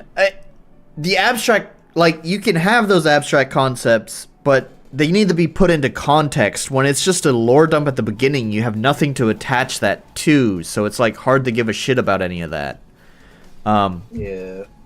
Yeah, once again, I've played so many RPG Maker games where they give you that long lore dump about how this country is at war with that country because that faction started a fight with that faction, but that faction was hired by that country, and that country also has this religion, and that religion upsets another country, but because that country's upset, that other country... And it's like, I don't know what any of this fucking means, and I just started the game. And I don't care about any of this. That's why I love the Trails games. They've got so much of these politics with countries going to war and all that, but the main story never focuses on that. Right, yeah. And I think that's how most games should do it, really. Yeah. I think of like Final Fantasy 12. I'm not gonna lie. Again, I'm too dumb for some of this stuff. Final Fantasy 12 story is really, really dense. But I do know that like one of the main things is that it's all about this like political intrigue and the drama between the warring countries and stuff. But man, they just put the controller in your hand and just say, "Go have fun. We'll tell you about this some more later on. You'll kind of figure it out on your own. Whatever, man. Go have fun." Yeah. I mean, there are obviously good and bad ways to execute that, of course, but Yeah. yeah, I think for the most part, like lore dumping's not the best. Yeah. Let's see. Where's Zach said people And survive. if you lore dump, do it at the end. Yeah, yeah. Um, Uh, where's Zach said oh, Sorry. people survive Star Trek tech talk. I think there's really no need to do lore dumps. Yeah. Defending a corporation because of their product is proof we're animals. I agree. Yep. Tribalism. Tribalism. Gotta love it. Yep. Finally, we're caught up with RCX saying Sea of Stars has huge issues with this because it does nothing but lore talking and just in general has terrible writing. Yeah, have you played Sea of Stars? I was a backer for it. You were a backer for it. Oh man, how do you feel about it? Not. It was all right. It was all right. I enjoyed the gameplay, of course. The gameplay was great. But they tried to make you feel something for certain characters, and I just wasn't feeling it, to be honest. Yeah. I enjoyed the game. I'll say that. I have only watched videos on it. I haven't played it. Mostly what I saw was the game being overly verbose, which It was. yeah, not my cup of tea. Yeah. There was a lot of stiff moments as well from the translation as well that pulls you out of it. It wasn't the most like fluently, because I'm guessing, it's a Brazilian company. I'm guessing they hired a translator from Portuguese to English, and maybe it didn't come through very well. But the game was criticized for being a bit stiff at times. Yeah. I actually didn't even know that it was by a Brazilian group, so it's interesting. Yeah. Sabotage Games, they're a Brazilian studio. Am I right? Is it Brazilian? I need to make sure now. I mean, I wouldn't know, so. Quebec City. Quebec is in Canada. It's Canadian, right? Yeah. Yeah. Where did I read Brazilian from? For some reason, I thought the studio was Brazilian. I don't know. Maybe they moved to Quebec. Quebec has become quite a I think they have like a bunch of like tax benefits for like game develop or software developers, I guess I should say, like tech, because you have tons of companies that have moved to Quebec. So I wouldn't be surprised if they are Brazilian but just moved to Quebec. Where did I read it from? I don't know. That information was in my head, and I don't know where it came from now. I'm wrong. I'm sorry, everyone. I'm spreading fake news here. No problem. It's funny because actually, speaking of Quebec, Max, the last person I did an interview with, he's actually from Quebec. So there you have it. Another developer from French-speaking Canada. There's definitely been a lot of issues. So I was a backer for. Have you heard of Aiden Chronicles? Oh, you didn't? Okay, yeah. Back to Aiden Chronicles, and that had a really shoddy localization as well. Okay. I might be just like blending a lot of these Kickstarter projects together now, and I'm realizing I should stop backing Kickstarters. I mean, props to you. I'm glad you're funding these guys' hopes and dreams. I've always been weird about all of that like crowdfunding stuff from like Kickstarter, but even like early access as well. I think I I think I had funded a couple of early access games pretty like during the beginning of like early access, and Yeah. they remained in early access many years past the promised date that they would be reaching 1.0, and I was just like, Yeah. I don't want to support this. So that made me give up on early access stuff. It's like Yeah. I will buy early access stuff when it hits 1.0. Yeah. Patreons. I will admit, you know. Go ahead. I will admit, I've been taking my time with the game, and you know, I am, you know, I was thinking the game might be done in 2023, but here we are in 2024. I mean, you know, stuff happens, right? yeah, I get it. I do, because I mean, first of all, it's funny with my own game. It kind of started out as just me wanting to just kind of learn more game development stuff, so I didn't even take it that seriously. I figured I would be finished with my game in, 6-7 months, whatever, and here we are 2 years later, and it's still not even finished. It probably has another year or more left to go. So I mean, I get it. When game, I was about to say Wind Rider because Wind Rider is here. Hello, Wind Rider. Game development always takes longer than we expect. I understand now as a game developer how that happens, but I don't know. It's still like when I'm buying a product, it's like if that was your promise, I'm kind of hoping for that promise, or at least close to that promise. I understand if there are delays happen, but man, when it's like we're going 1 or 2 years past the date you promised, it's like this is getting a little bit absurd now. Yeah, that's a shame. Thing with Eiyuden Chronicles though, it's that apparently in Japanese it's a genuinely good game, but everybody is just pretty much unanimously agreeing that the localization is crap, and just that alone is preventing me from wanting to play the game, even though I've got it downloaded on Steam. I couldn't help you with that because my Japanese is terrible, but Wurzak, Can Dinosaur here, maybe he can play a little of Eiyuden Chronicles, and he can give his own personal opinion on how the translation compares. Yeah. Anyways, but yeah, all the crowdfunding stuff, like I normally don't support Patreons. I normally don't support crowdfunding campaigns, all of that stuff. I just don't really support it. So anyways, props to you for wanting to support these people's dreams. I stopped doing that. I never really did it. I think the reason I mainly do it is because I wouldn't be doing what I'm doing now if it wasn't for that initial Kickstarter. So in a way, I feel like I'm giving back. Right, it makes sense. Paying it forward. I get it. Wurzak was asking if there's a demo for Eiyuden Chronicles. Do you know that? Eiyuden? Yeah. Pry Into The Void. Which one are you asking for? Eiyuden. Sorry, we haven't talked. We haven't talked about your game at all.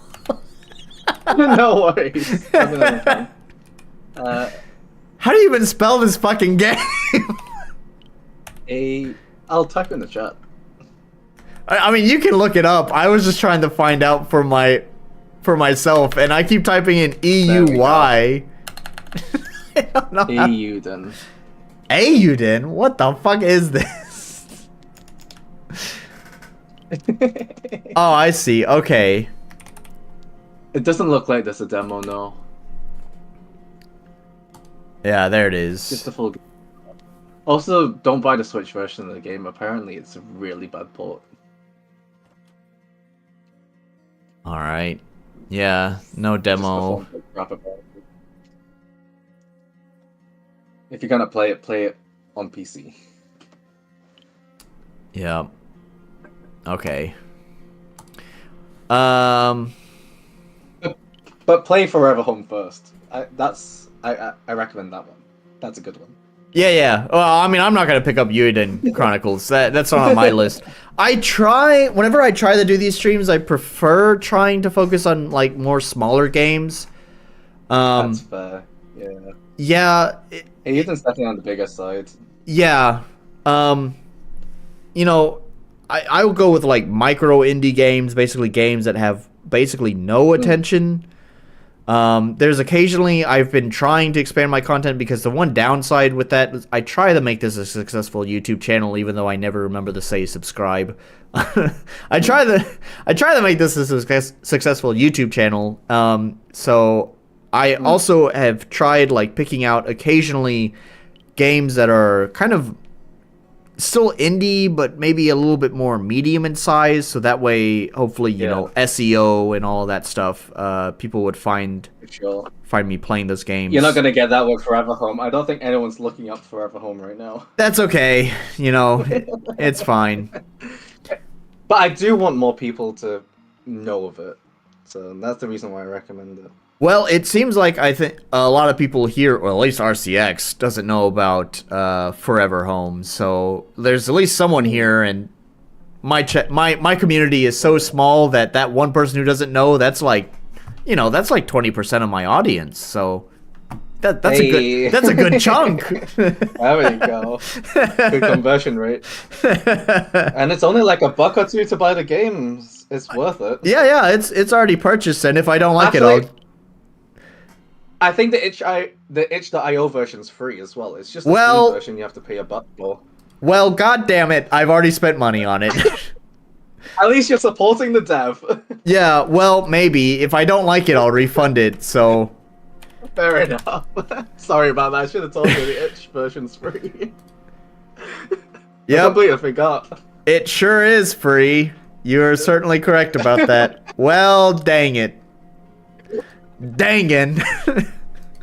I made you waste a couple of bucks, I'm sorry. That's okay. Well, it's not a waste. You're supporting the dev. Yeah. It's not a waste. That money already came from a refunded game. I played this horrendous, just absolute dog water of Vampire Survivors clone made by some sort of Chinese company called Artifact Seeker. It had like all this AI art in it, and it was just so terrible. It was the worst fucking game I have ever played, and I refunded that game so hard. I mean, I purchased it just for the stream anyways. Yeah, this game's looking a bit... Oh, you looked up Artifact Seeker? Yeah, it's... Yeah. Oh, it's so bad. It is terrible. What does that even say? Legend of what? Artifact Seeker, Legend of what? I can't even read that. Good question. I can't read it either. Here it is. I brought it over.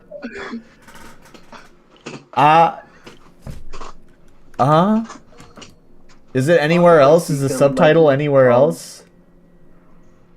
Oh, is it Aurorium? Oh yeah, down here. Yeah, it looks Great like fun choice. Yeah.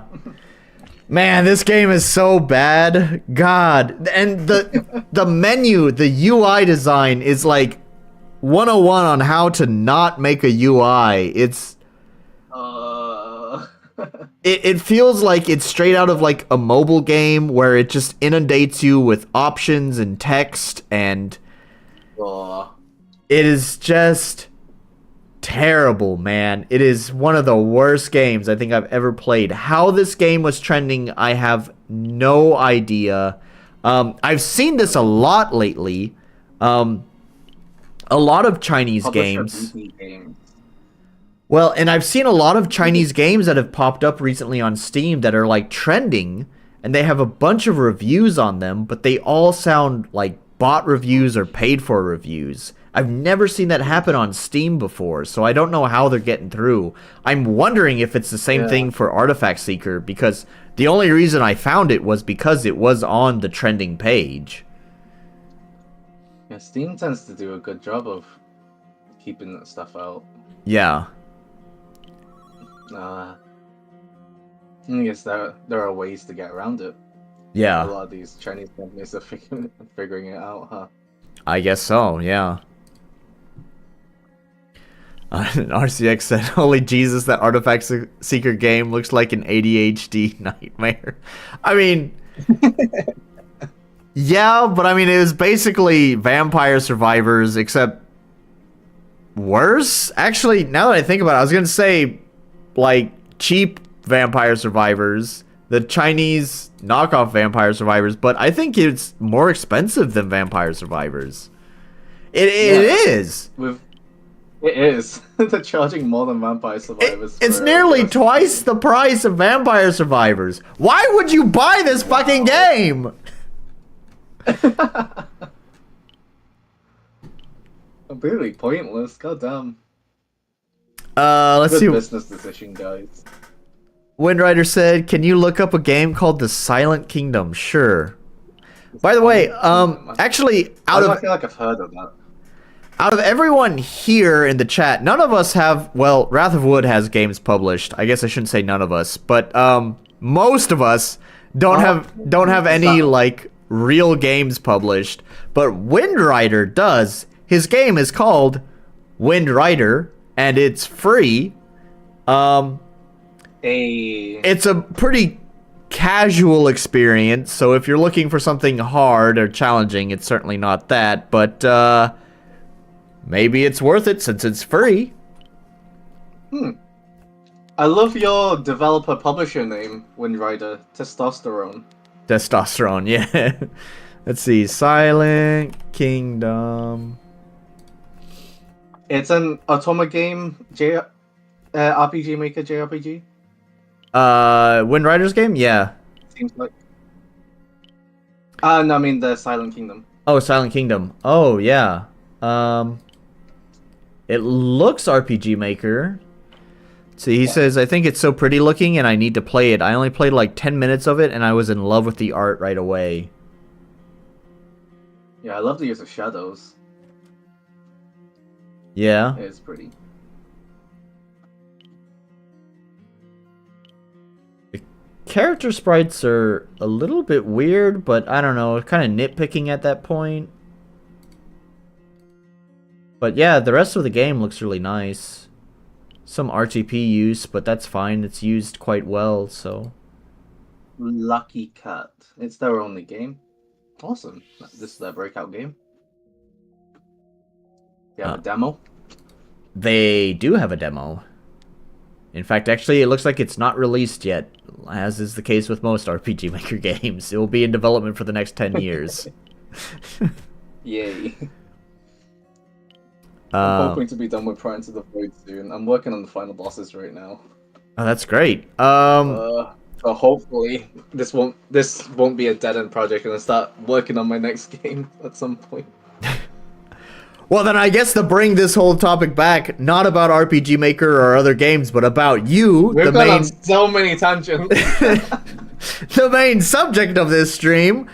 What are you thinking on like a timeline for your game?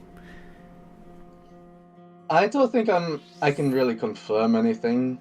There's stuff to do, like translating the game and all that. The game is also confirmed for consoles, so that'll be a process. I don't know what that's like. Okay. A little bit worried because it's my own engine, but I was, it should be fine. I wouldn't know what to say. Should be fine. Things will work out. But yeah, the game will be coming to PC and then consoles at some point, and then. Sorry, what was the question again? I've lost it. It's just what your timeline is, I guess. What's the timeline is? Yeah, I can't really confirm anything. There's just stuff to do. Okay. I'm hoping to get the development of the game done soonish. Wrapping up. I'm working on 2 of the bosses. There are 3 bosses in total. Okay. And yeah, it's almost there. I just need to keep going. And then, yeah, there'll be stuff to do after that. Wait for the game to get translated. I think Japanese is the only language that's confirmed right now. Okay. Yeah. So, yeah. I don't know how long that will take to translate. There's a lot of price scenarios. Those price scenarios are really worthy, so that's what's got me worried. Oh yeah. Sorry, it took me a while to parse what you're saying, but yeah, the prize scenarios. Yeah, yeah, Yeah. yeah. Um. The prior scenarios are where there's going to be a lot to do. Right. Um. But yeah, looking forward to it. Hopefully, we can be done soon. Because yeah, Okay. been working on this since 2021. Yeah. When did I Been a good start my while. game? I guess I started mine in 2022. It was in February, so Mm, yeah. So yeah, games take a long time to make, don't they? yeah, they sure do. Especially when you're working a full-time job. So you're a lucky Yeah, I'm bastard. just I'm lucky I get to do this day to day for sure. Yeah. Spend my days doing it. Um yeah, cuz I feel like my game is really not that large in scope. It's Hmm. just like 3 dungeons that, like Zelda style dungeons. Um Hmm. and then there's the whole town mechanic. Um and that's it. that's the whole game. Um Yeah. so as far as world spaces go, it's not like a huge world. It's pretty small, but you know, getting everything polished, getting in, implementing all the mechanics and balancing it and all of that stuff. Yep, game dev. It takes a while. Yep. It do be like that. Yeah. Making games time consuming for sure. Especially when you're the solo dev. I'm guessing you're making all the assets yourself as well, right? You're making the music yourself for sure. For the most part, I mean, I wouldn't call it like a team in the sense of like having employees or anything, but I Mm. have people that I work with Yeah. regularly for like the Mm. art. I'm Yeah. definitely not an illustrator at all, but I have a local artist that I had met Mm. online. She does all of the illustrations for me. But it's contract work, it's freelance stuff. I just say, "Hey, Yeah. I need this made," and she says, "When I got free time, I'll do it." Yeah. Um, and Yeah. then I already Similar for mentioned, me and June with the music. yeah, and I had already mentioned my pixel artist. Same kind of Mm. situation. He wasn't even really doing freelance stuff, but he was just interested in the project, so he said, "Sure, no problem, I can help out." Um, and then there's programming, which I had someone, and then now I don't. And programming is just, ugh. I want a nice UI. I need someone who's smart and can program UI, but I can't find anyone, or they're way too expensive. Yeah. I mean, programming is such a high skill set that it's just they a good programmer will get snatched up and paid by like a big company. Like, Yeah, why would they be working in indie games? To be honest, yeah. So, either that or they'll be making their own game. yeah. So, other than that, yeah, I mean, everything else is, yep, being developed by myself whenever I have free time. Music.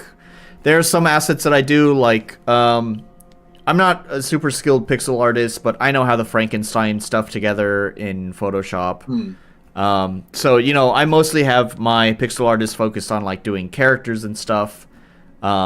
And Yeah. if there's ever any sort of asset that I need that's, like a static object or whatever, then I can Frankenstein stuff together to make it for my game myself. So, yeah. Yeah.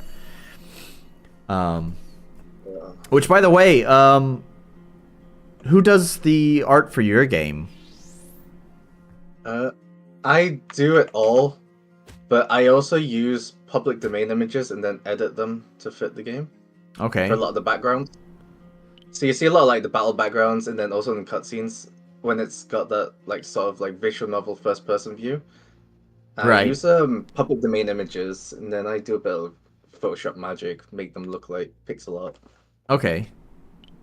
Yeah, I can kind of tell that it's been like digitized, I guess you'd call it. So, Yeah, so that's um, what I do, and that's how I save time. yeah. And it's a pretty good effect actually. I kind of like it. I'll probably continue doing it for future games. Yeah. Um, especially them when you go into the depths and you fight the demon when you go down, right? And there's the eyes. Right. That one was fun to make. I found a bunch of public domain images of people rip their eyes out and then collaged it, Okay. and then did my filters and stuff to make it look like pixel art, and it just turned out so well. I'm proud of that one. Yeah. And so what about the rest of the pixel art, like the character sprite and the enemy sprites? Oh, characters, monsters, UI, I do all that. I draw Okay. all that myself. And the illustrations, I know you don't have that many, but like there's the illustration at like during the credits of like the main character. Oh yeah, I drew that myself as well. Yeah. Okay. Yeah, it all looks pretty nice. Thank you. Been doing pixel art a while. Shall I give you a sneak peek on what I've been drawing this entire time? I've been working on the game while doing this, by the way. Oh yeah, sure. Let's see. I'll give you guys a little sneak peek of what I've been working on. Copy that. Feel free to share this with your stream. Yeah. And we got some flowers.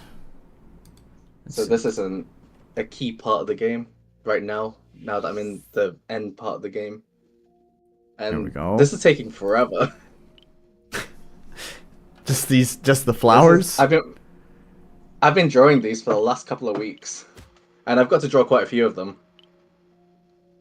Are we allowed to know the context for these flowers? It'll be probably not. It's a bit spoilery, but I just wanted to share because I'm so proud of these flowers, and I just want to put them out there in the world because they're taking forever to draw, but I'm so proud of them. I understand that feeling 100%. So yeah, I just wanted to. I'm just using your stream as an outlet for this right now because I'm frustrated at how long it's taking me to draw these, but also at the same time I'm so proud of them because they look so cool. I understand, and I am happy that you can use my stream in that way. So, here's the thing, everyone who's here, I know you're focusing on doing game dev stuff, but take a moment, stop doing your game dev thing, and go look over at my Please stream. appreciate my flowers. Please appreciate my flowers. I'm working so hard on these. Look at these flowers, They're okay? really important to the game. They're really important to my game. Awesome out of context quote. I ripped their eyes out. Yeah. Yes, you couldn't have phrased that any more morbidly, could you? It's exactly what I did.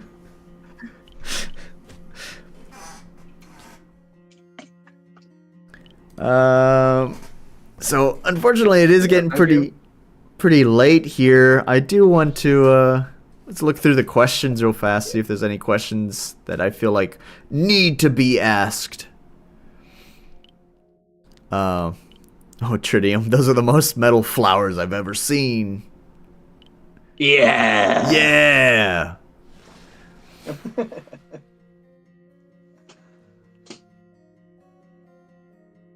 I did kind of wanted to ask you this. You also kind of answered these two questions. Okay.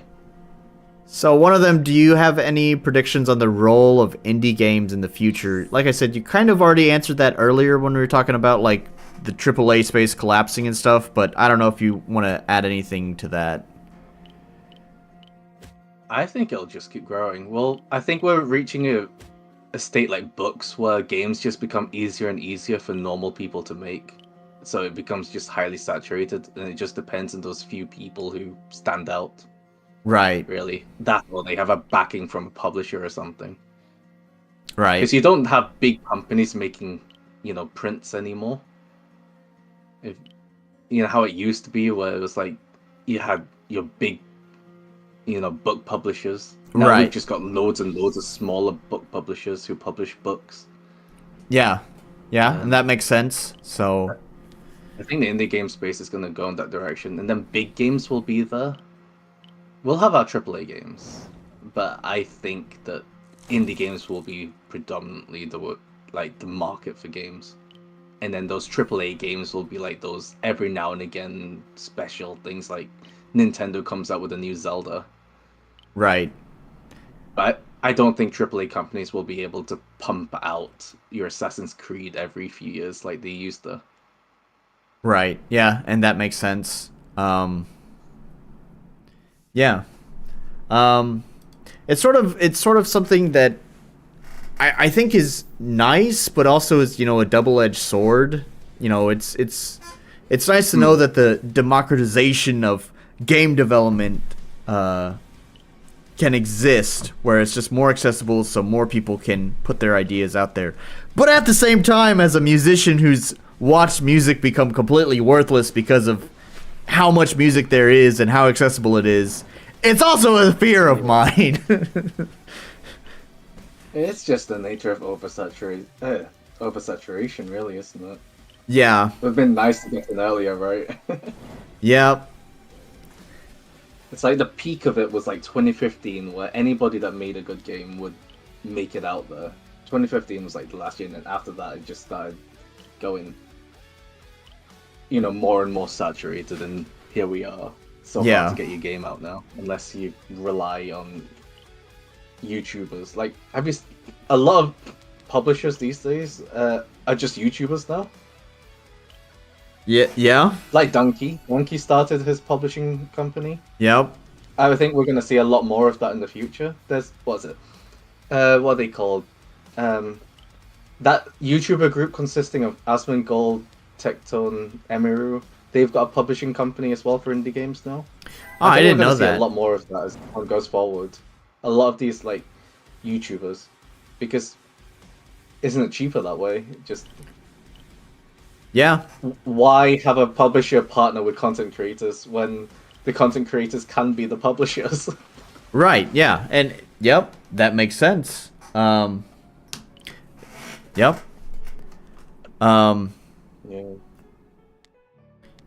Yeah, those are just my ramblings on Yeah, how I think no. the industry is. And I think that makes sense. You kind of have the.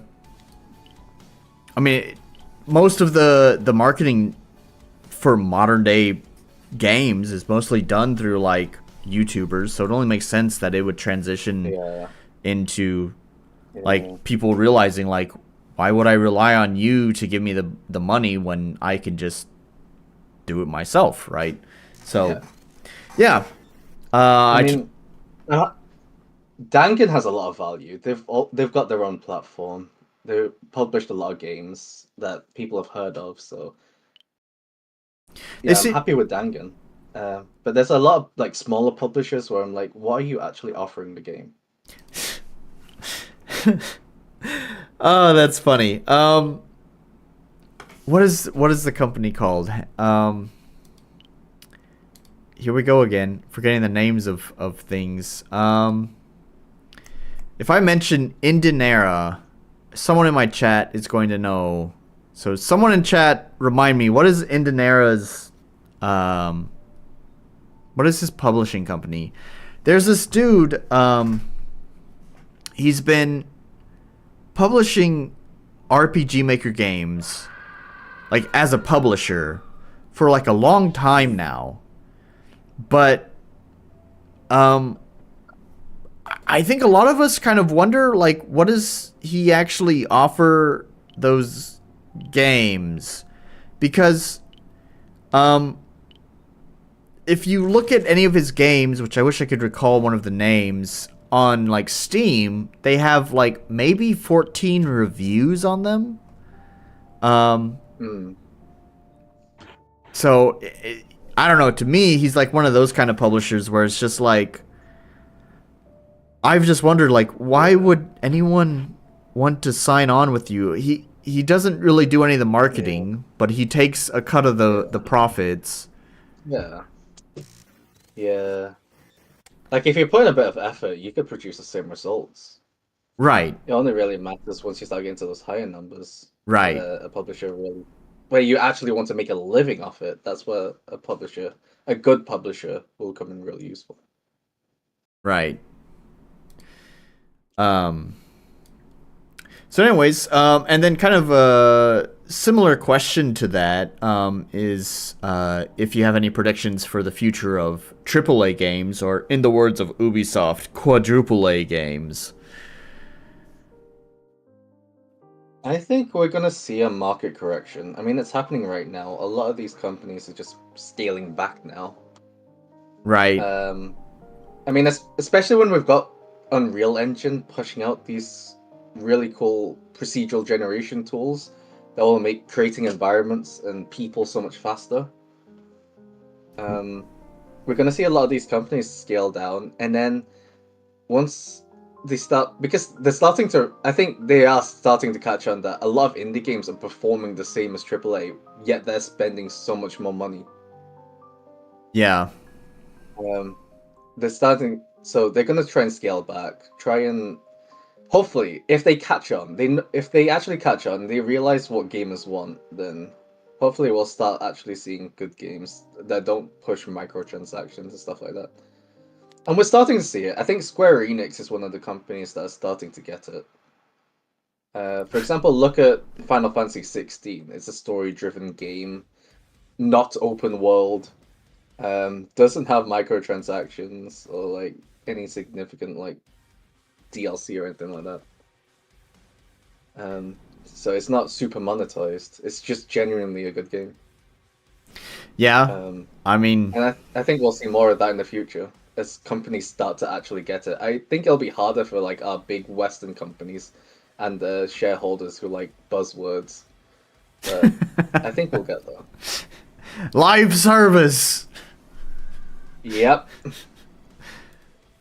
If we have live service, we have an infinite money machine. Yeah, Yes, I believe. Pry Into The Void live service when? Is that your next game? Of course. I mean, you already said that For all my investors. Right? You already said that each enemy basically has a battle pass tied to them. Sounds like money to me. What was the context behind that? I'm confused. What do you mean by that? Because you had the quest or the whatever the requirements to like the battle challenges. Yeah. For item drops. Oh, battle challenges. That's a good one. You know, those gamers are starting to get kind of worried about that word battle pass. That's a good one right there. Battle challenges. I like the way you think. Hey. So we'll sell battle challenges to the players for each monster. This is a new buzzword. I genuinely like that idea. That was actually an idea from somebody at Dangan. Okay. And I latched onto it. Where instead of just dropping items, make the items something you have to do specific things for, and that changes up every single battle. It's cool to hear that they offer some suggestions for like how to improve the game as well. Oh yeah, no, Dangan's been pretty involved. I like them a lot. They're not too overbearing either. If there's something I don't want to put into the game, I don't have to. It's literally just suggestions. Okay. So they've been really good about that. I like Dangan a lot. Yeah, I mean, it sounds pretty great. I remember, like, I was kind of impressed with the quality of the Dangan games that I did play on the stream, because I've pretty much gone through their whole catalog on these streams now. Yeah. And I think that was kind of one of the more impressive parts, is that it's just like, it feels like, you know, they knew how to publish good games, but it felt like those good games were still had their own identity. For sure. Yeah. They don't own the games. Right. They know that they're working with developers. Whoa, holy shit. Crosscode is by Dangan? I think Dangan only handles the Japanese side of things. Oh, okay, yeah, the yeah. Asian market. Yeah, I see. Deck 13, Whisper Games, and Dangan. Okay. Yeah. There are RPG Maker games on there, like The Witch's House, which is a pretty popular RPG Maker horror game. Wow, I didn't know they published that. Published the remake of, they published the remaster of that. They didn't publish the original. The original was like a web game, like shared on the web. But yeah, the remaster of it was published by Dangan. Yeah. Iconoclasts is another one. Okay. Yeah, I know And then, of Bug. course, Arafel. Yep. Oh, yeah, people know Bug Fables. Yep, that was Yep. published by Dangan. Um. Yeah, they've published some pretty good stuff. Yeah, it's a good brand. I'm happy to be working with them. Well, maybe after I do my beta test, maybe I will send my pitch to them. Good luck. Yeah, we'll see. And then now that you own Arafel, you have to play that as well, because I love Arafel. I did play it. I thought it was okay. Oh, you did play it. Yeah, I thought it was okay. Man, I know I'm a hard person to please, but I only thought it was okay. No worries. I just love the exploration mechanics. I've not played any other yeah, and I think RPG game that gives you. I think that was the most impressive part, was kind of like the maps and the exploration. The combat seemed cool, but again, a problem with Combat was okay. Yeah, the problem with the streams, like I told you, is that I just, I'm basing my opinion off of like, the first 50 minutes I have with the game. Yeah. Which is not always enough time. So from my experience, I just didn't get to see enough of the combat to see how it evolved and how it could become interesting. I think they learned from it. I don't think Arafel is that complicated as a game. But they definitely learned from it for Rise of the Third Power, which is their next game. Okay. Rise of the Third Power went all in on making good combat. But then they removed the exploration mechanics. You can't dive into water, you can't crawl, and I was disappointed there. Oh no. But the combat was good. The combat was good. Okay. So it's like they tried something. They tried to fix all the things that Arafel was criticized for, but then got rid of the things that Arafel was praised for. But overall, I enjoyed both games. Both games I enjoyed. Yeah. I'll have to check this one out as well. Rise of the Third Power. Yeah, Rise of the Third Power. Yeah. So It's got good humor. I'll give it that. I liked the humor in Rise of the Third Power. Story was good, but I wouldn't say it was always good. okay. All right. Let's see. What did RCX say? Indonair is the guy who keeps saying my RPG Maker games make big bucks while not sharing business strategies because he gained the bulk of his income when RPG Maker wasn't as common. Yeah. Yeah. Gosh, man. I asked you guys to tell me what his publishing group is, but no one told me. Fuck you guys. Indonair. If I just search. Aldorlia. There it is. Hang on. Such a weird name. Well, that's a name that sticks in your mind. Yeah. Not really. Here we go. Eventually the stream will catch up. Aldorlia. So he just publishes like a bunch of these RPG Maker games. And I know that he had found some success because he had released a game during the Greenlight era. And it was relatively okay. It was before everyone became familiar with RPG Maker, and it was competently put together. Millennium, that was the name of it. Let's see if I can find Millennium on Steam. Oh gosh, what has happened here? Ooh, ooh, ooh. What has happened? There we go.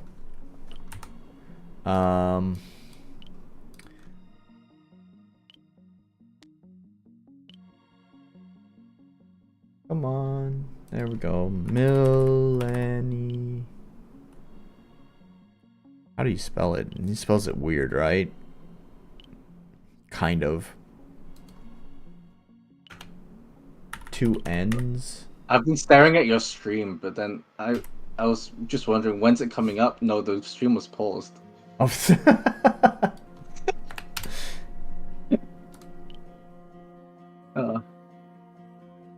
There we go. I'm actually seeing stuff now. there's the official guide. Where's the fucking game? Anyways, here's the game. Oh, that doesn't look like a game. Oh no. Oh yeah, I'm delayed. Yeah. I'm probably not seeing what you're seeing. Not yet. You'll get there. Anyways, it's, I don't know. It seems like effort was put into it, and I guess back in 2014. Oh, this was before Greenlight, I think. Holy shit.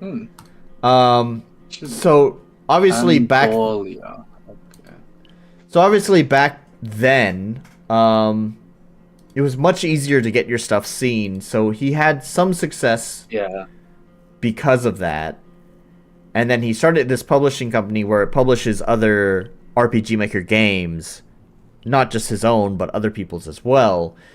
But, you know, he often likes to talk about how much success he has had, but, like, I've asked him, even before I told you I'd done this deep dive into, like, RPG Maker Stigma, and my first interaction with him, I'll always remember, is I remember saying, like, hey, I kind of wanted to do a follow-up on this, but I'd love to actually, like, put some, like, numbers behind the stuff instead of just saying, like, oh, I read this here and I read that there, but I'd actually like to have data behind this. And he's like, oh, what kind of data do you need? And I was like, well, like, sales numbers. And so, hey, if you have a published game, do you think you can tell me how much money you've made off of it if you're okay with that? And he's like, I've made enough to live comfortably. And it's like, okay, cool. That's not the information I was asking for. I wanted, like, hard facts. But he does that kind of stuff all the time. It's just like, bro. Kind of can't with a lot of these publishing deals anyway. Well, you talk about Indianera himself. Yeah, Indianera himself. He's the one that actually owns the publishing company. So, I mean, it's fine if he doesn't want to share. It's just, I wouldn't want a publisher like releasing sales data about my games without permission as well either. So I kind of understand that. And that's totally fine. It's just weird that he'd asked, like, what data do you need? And it's like, well, this is the data I need. And then he's like, he doesn't say, oh, sorry, I can't offer that to you. Instead, he's just like, enough to live comfortably. It's like, okay, well, then why did you even ask? You can make an estimate out of, like, how many followers the game has, how many reviews the game has. You can make estimations using those. Yeah. So maybe that's what he was expecting to ask for. Like, things like, how many reviews do these games have? Yeah. And looking at it, there are a few breakout successes. Yeah. Like Girlfriend Rescue seemed to do pretty well. Girlfriend Rescue. I'm not familiar with that one. Girlfriend Rescue did pretty well. I wonder why. Right now. Oh yeah, 124 reviews. When did this come out? 2015. Let's see, how long ago was this? Oh yeah, that was the heyday though. Yeah. Let's anything more recent. Fancy Heroes. I mean, you know, I can imagine how he's doing well. If you have a lot of games, you make a little bit off each game, right? Yeah. You can make that consistent trickle income.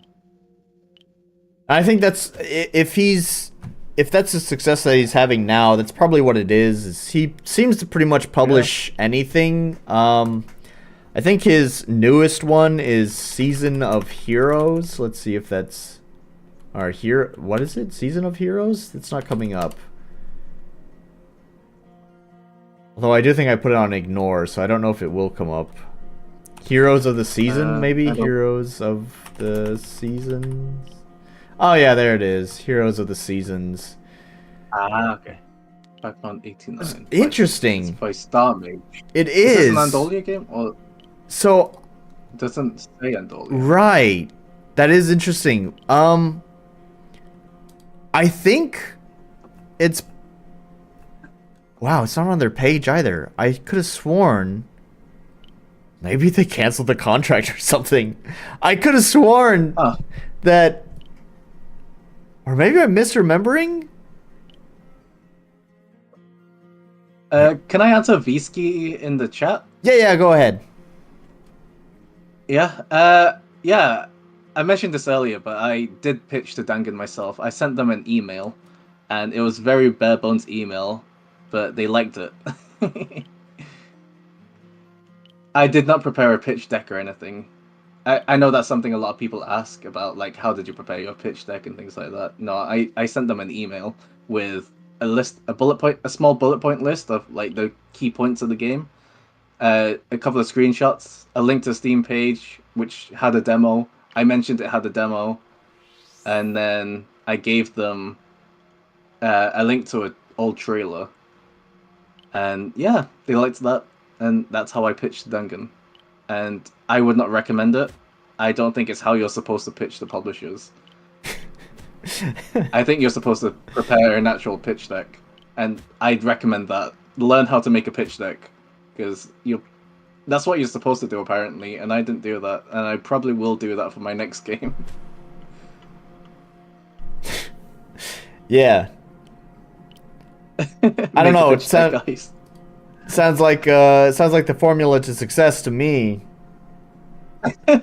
Just send a random email. Yeah, that's how it works. Mean, at the very least, the lesson to be learned from that is just get yourself out there. Like, yeah. Stop talking to people, you know. Yeah, obviously, obviously you're not going to be able to get published if you never reach out and try. So. Exactly. Just do it. Get out there. If you need people to work with, just send those DMs. For example, June, my musician, how I discovered him was that he made a metal cover of a VTuber who I liked, and I liked it enough, and I DM'd him, and he said, "Yeah, cool." And Nice. it's funny because after that guy started making music for that VTuber company, and he's doing really well as a VTuber music artist now. So I'm confused why he's still working for me, but I'm grateful. Yeah. Yeah, that's always the worry with contract workers too, is that, you know, you never know when they're just going to have a job and just not be able to contribute anymore. So, but it's cool that, yeah, it was that simple as just reaching out to him. That's kind of how I found my own people that I work with, my illustrator and my pixel artist. One of the popular websites for sharing art here in Japan is called Pixiv. Yep, I use Pixiv. Yeah, and I just went on to Pixiv and I just kind of started browsing art, looking for styles that kind of matched what I wanted for my game. And, you know, then I just sent messages to people and was like, hey, would you be interested in doing art for my game? Most of them said no, but eventually I found Somon, who is my illustrator, and so far everyone who's seen Simon's art is really liked it. So I'm really glad to be working with her. Yeah. And same thing goes for my pixel artist as well. It's a similar story, although it's kind of, I mean, I guess you know of Pixiv, so it doesn't really matter where you are in the world, but it did surprise me that he's American and on Pixiv, but whatever, you know. So I think if you're in like the anime community or VTuber community, a lot of fan artists will use Pixiv. It's like the main place, even if you're in the West. Yeah. Fan art. Well, I mean, it works out for me because he speaks English. You know, Simone is actually a local artist, and she doesn't really speak that much English, so most of our communication has to go through, you know, translation apps, which is fine. We seem to understand each other. Like, if it works, right? Yeah, it seems to work just fine, like 90% of the time. It's just unfortunate that, you know, occasionally you have those moments where, like, something didn't get translated right, and we have to like kind of figure out like what is the other person saying. So anyways, I wanted to come back to Aldorlia here. I couldn't find the Seasons of Heroes, but that doesn't matter. Here's another one of their games that, like, this is what I'm saying, is that they kind of have 0 bar for quality. If it's RPG Maker, then they will publish it. Like, it's $15 for this, and as soon as the stream catches up, maybe you'll see that these are not the most remarkable looking of maps. It is definitely 100% default assets. Nothing wrong with that if you know how to use it, but this also kind of looks like pretty generic RPG Maker stuff. Yeah. By the way, guys, go play Forever Home. It uses RPG Maker assets, but that's how you make an RPG Maker asset game work. Yeah. Forever Home. Go play it. I'll play it next week. Tune in next time. If you play it and get really disappointed, I'm sorry. It's fine. I might be hyping this game up too much. It's fine. I told you I'm impossible to please. I'm not impossible to please, but I'm difficult to please. So just play it with the context that it's a fully RPG Maker asset game, and it's actually pretty decent. Okay, see, now you're not selling me on it. I genuinely enjoy the game. I really like the characters in that game. And the gameplay is pretty good as well. I don't know what plugins they use, but they've got this interesting thing going on. Where you have to balance a load of elements. So, yeah. Yeah. And the game only uses RPG Maker assets, kind of unashamedly. Looking at some of the screenshots, it looked like they at least used maybe some free resources that are available. There's a lot of in the community. There's a lot of artists who contribute their own work as resources for the community. Like, well, then again, I'm not familiar with this version of the engine that they're using. I don't think it's MV. It's not MV, that's for sure. And that's the one I'm most familiar with. I have all of the engines from 2003 up to MV, because you can use the resources from any of the engines in the newer engines, right? The license permits that. And they were all cheap, so I bought them. So I have all those versions of the engines, but I don't use them, so I'm not as familiar with, their stuff. So I don't know if all of this is default. Either way, it looks nice. It seems like they knew what they were doing when they were making maps. So, yeah. Yeah. At the very least, yeah. It does feel like the maps were well thought out. And there's a lot of interactivity with the maps too. There are these abilities you can use to get around the maps, which feed into problems, puzzle solving and things like that. Yeah, so that's pretty nice. Okay. Exploration, I'd say. RCX says those are Ace sprites, so it must be VX Ace. Okay. So, all right. Anyways, but also VX Ace. Jesus, yeah, that's exactly what I was about to say. Is it's like 2 a.m. here for me. So. Shoot! I'm sorry. No. Oh, it's nearly 6. We started at 2. Yeah. So it's 4 hours. See, I was telling you, man. I talked to Max last time for like 3 hours. You got a whole extra hour out of me, man. Hey. I mean, I'm happy to do a part 2 if you've got anything else to talk about. How much do we manage to actually talk about? I feel like we just went on so many tangents. Yeah. Well, that's a sign of a good conversation. Hey, it was, yeah. Yeah. I mean, I don't mind. I usually kind of like to try the space content out. The one thing is with these interviews, I know like the folks who join me here to be in the chat, they'll be here no matter what. Good guys, thank you guys. But you know, a lot of my viewership actually comes from the archive, after it goes after the live VOD. stream. Yeah, the VOD. Thank you. So a lot of views come from the VOD, and I can tell you that those VOD watchers, those assholes, they only show up for the games. They don't show up for the conversations. So, I suspect. Oh, well. Yeah, I suspect viewership will probably be a little bit lower on this one. Not that that's a lot. I mean, like, my highest viewership is like 100. I didn't come here. I didn't come here to like expect to be able to like promote my game big. I came for a good conversation, and I think I got that. Thanks, man. So yeah, I definitely think that, you know, we should definitely have another conversation again in the future. I don't know when that will be. I'd like to kind of space things out. So, but you're definitely welcome to chat with me on Discord. There's also a lot of these people. I have my own Discord for my game. Well, I don't know what it is, honestly.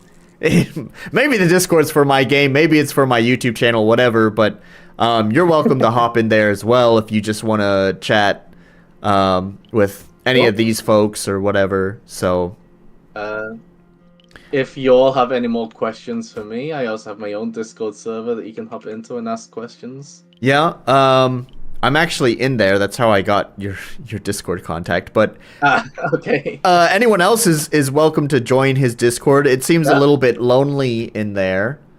So I kind of use it just to rant, to be honest. The guys in there are pretty chill.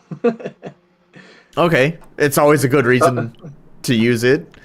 Yeah. Yeah. Here we go. Here's his Discord. So my last significant conversation in my Discord server was about my birthday, and I bought this really cool chest set that twists and the different compartments come out. So that's how I use my Discord server. But feel free to go in there and ask me about games. Oh yes, here's the. Oh yeah. Oh, that's a pretty cool chest. Oh, you see my chessboard? Yep. I found it. Yep. That's how I use my Discord server, to show off cool shit like that. Okay.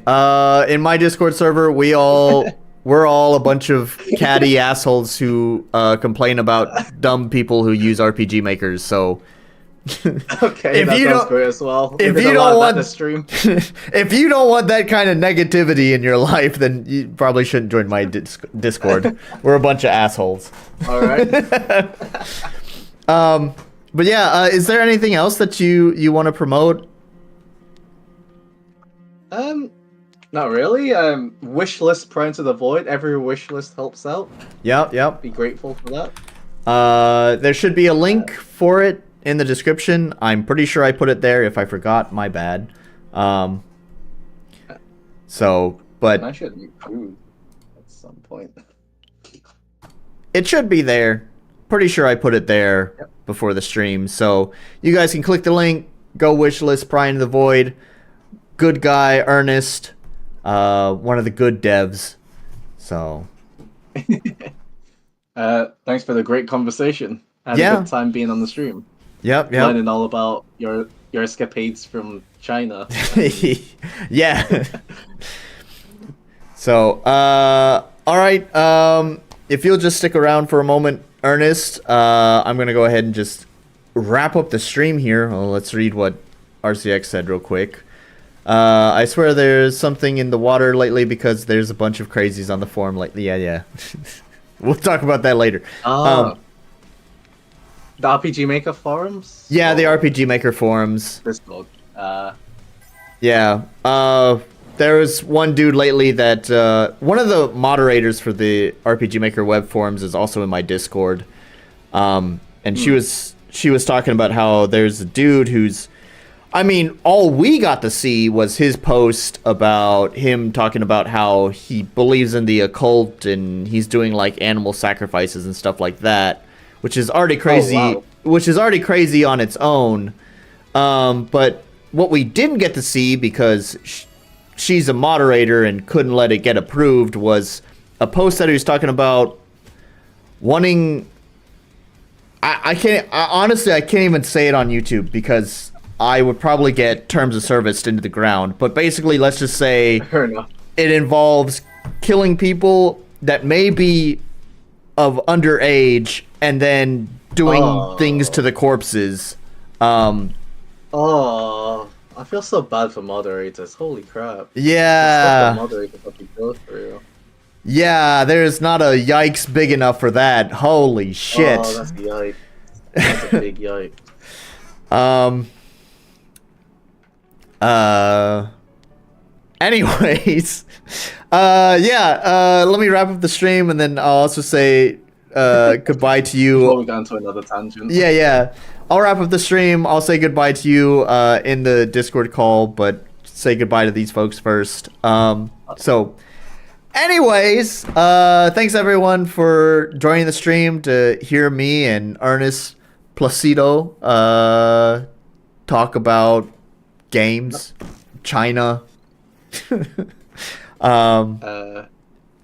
and I guess I guess I'll see you in the next stream. You can say anything that you want to say now, Ernest, before I close up shop. So I repeat, go wishlist Pry Into The Void and maybe check out Forever Home. It's a pretty neat game. There you go. For the third time, wishlist Pry Into The Void, and then for maybe the fifth time, go play Forever Home.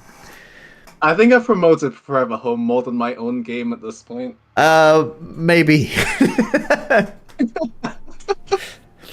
Anyways, all right. Thanks, folks. Right.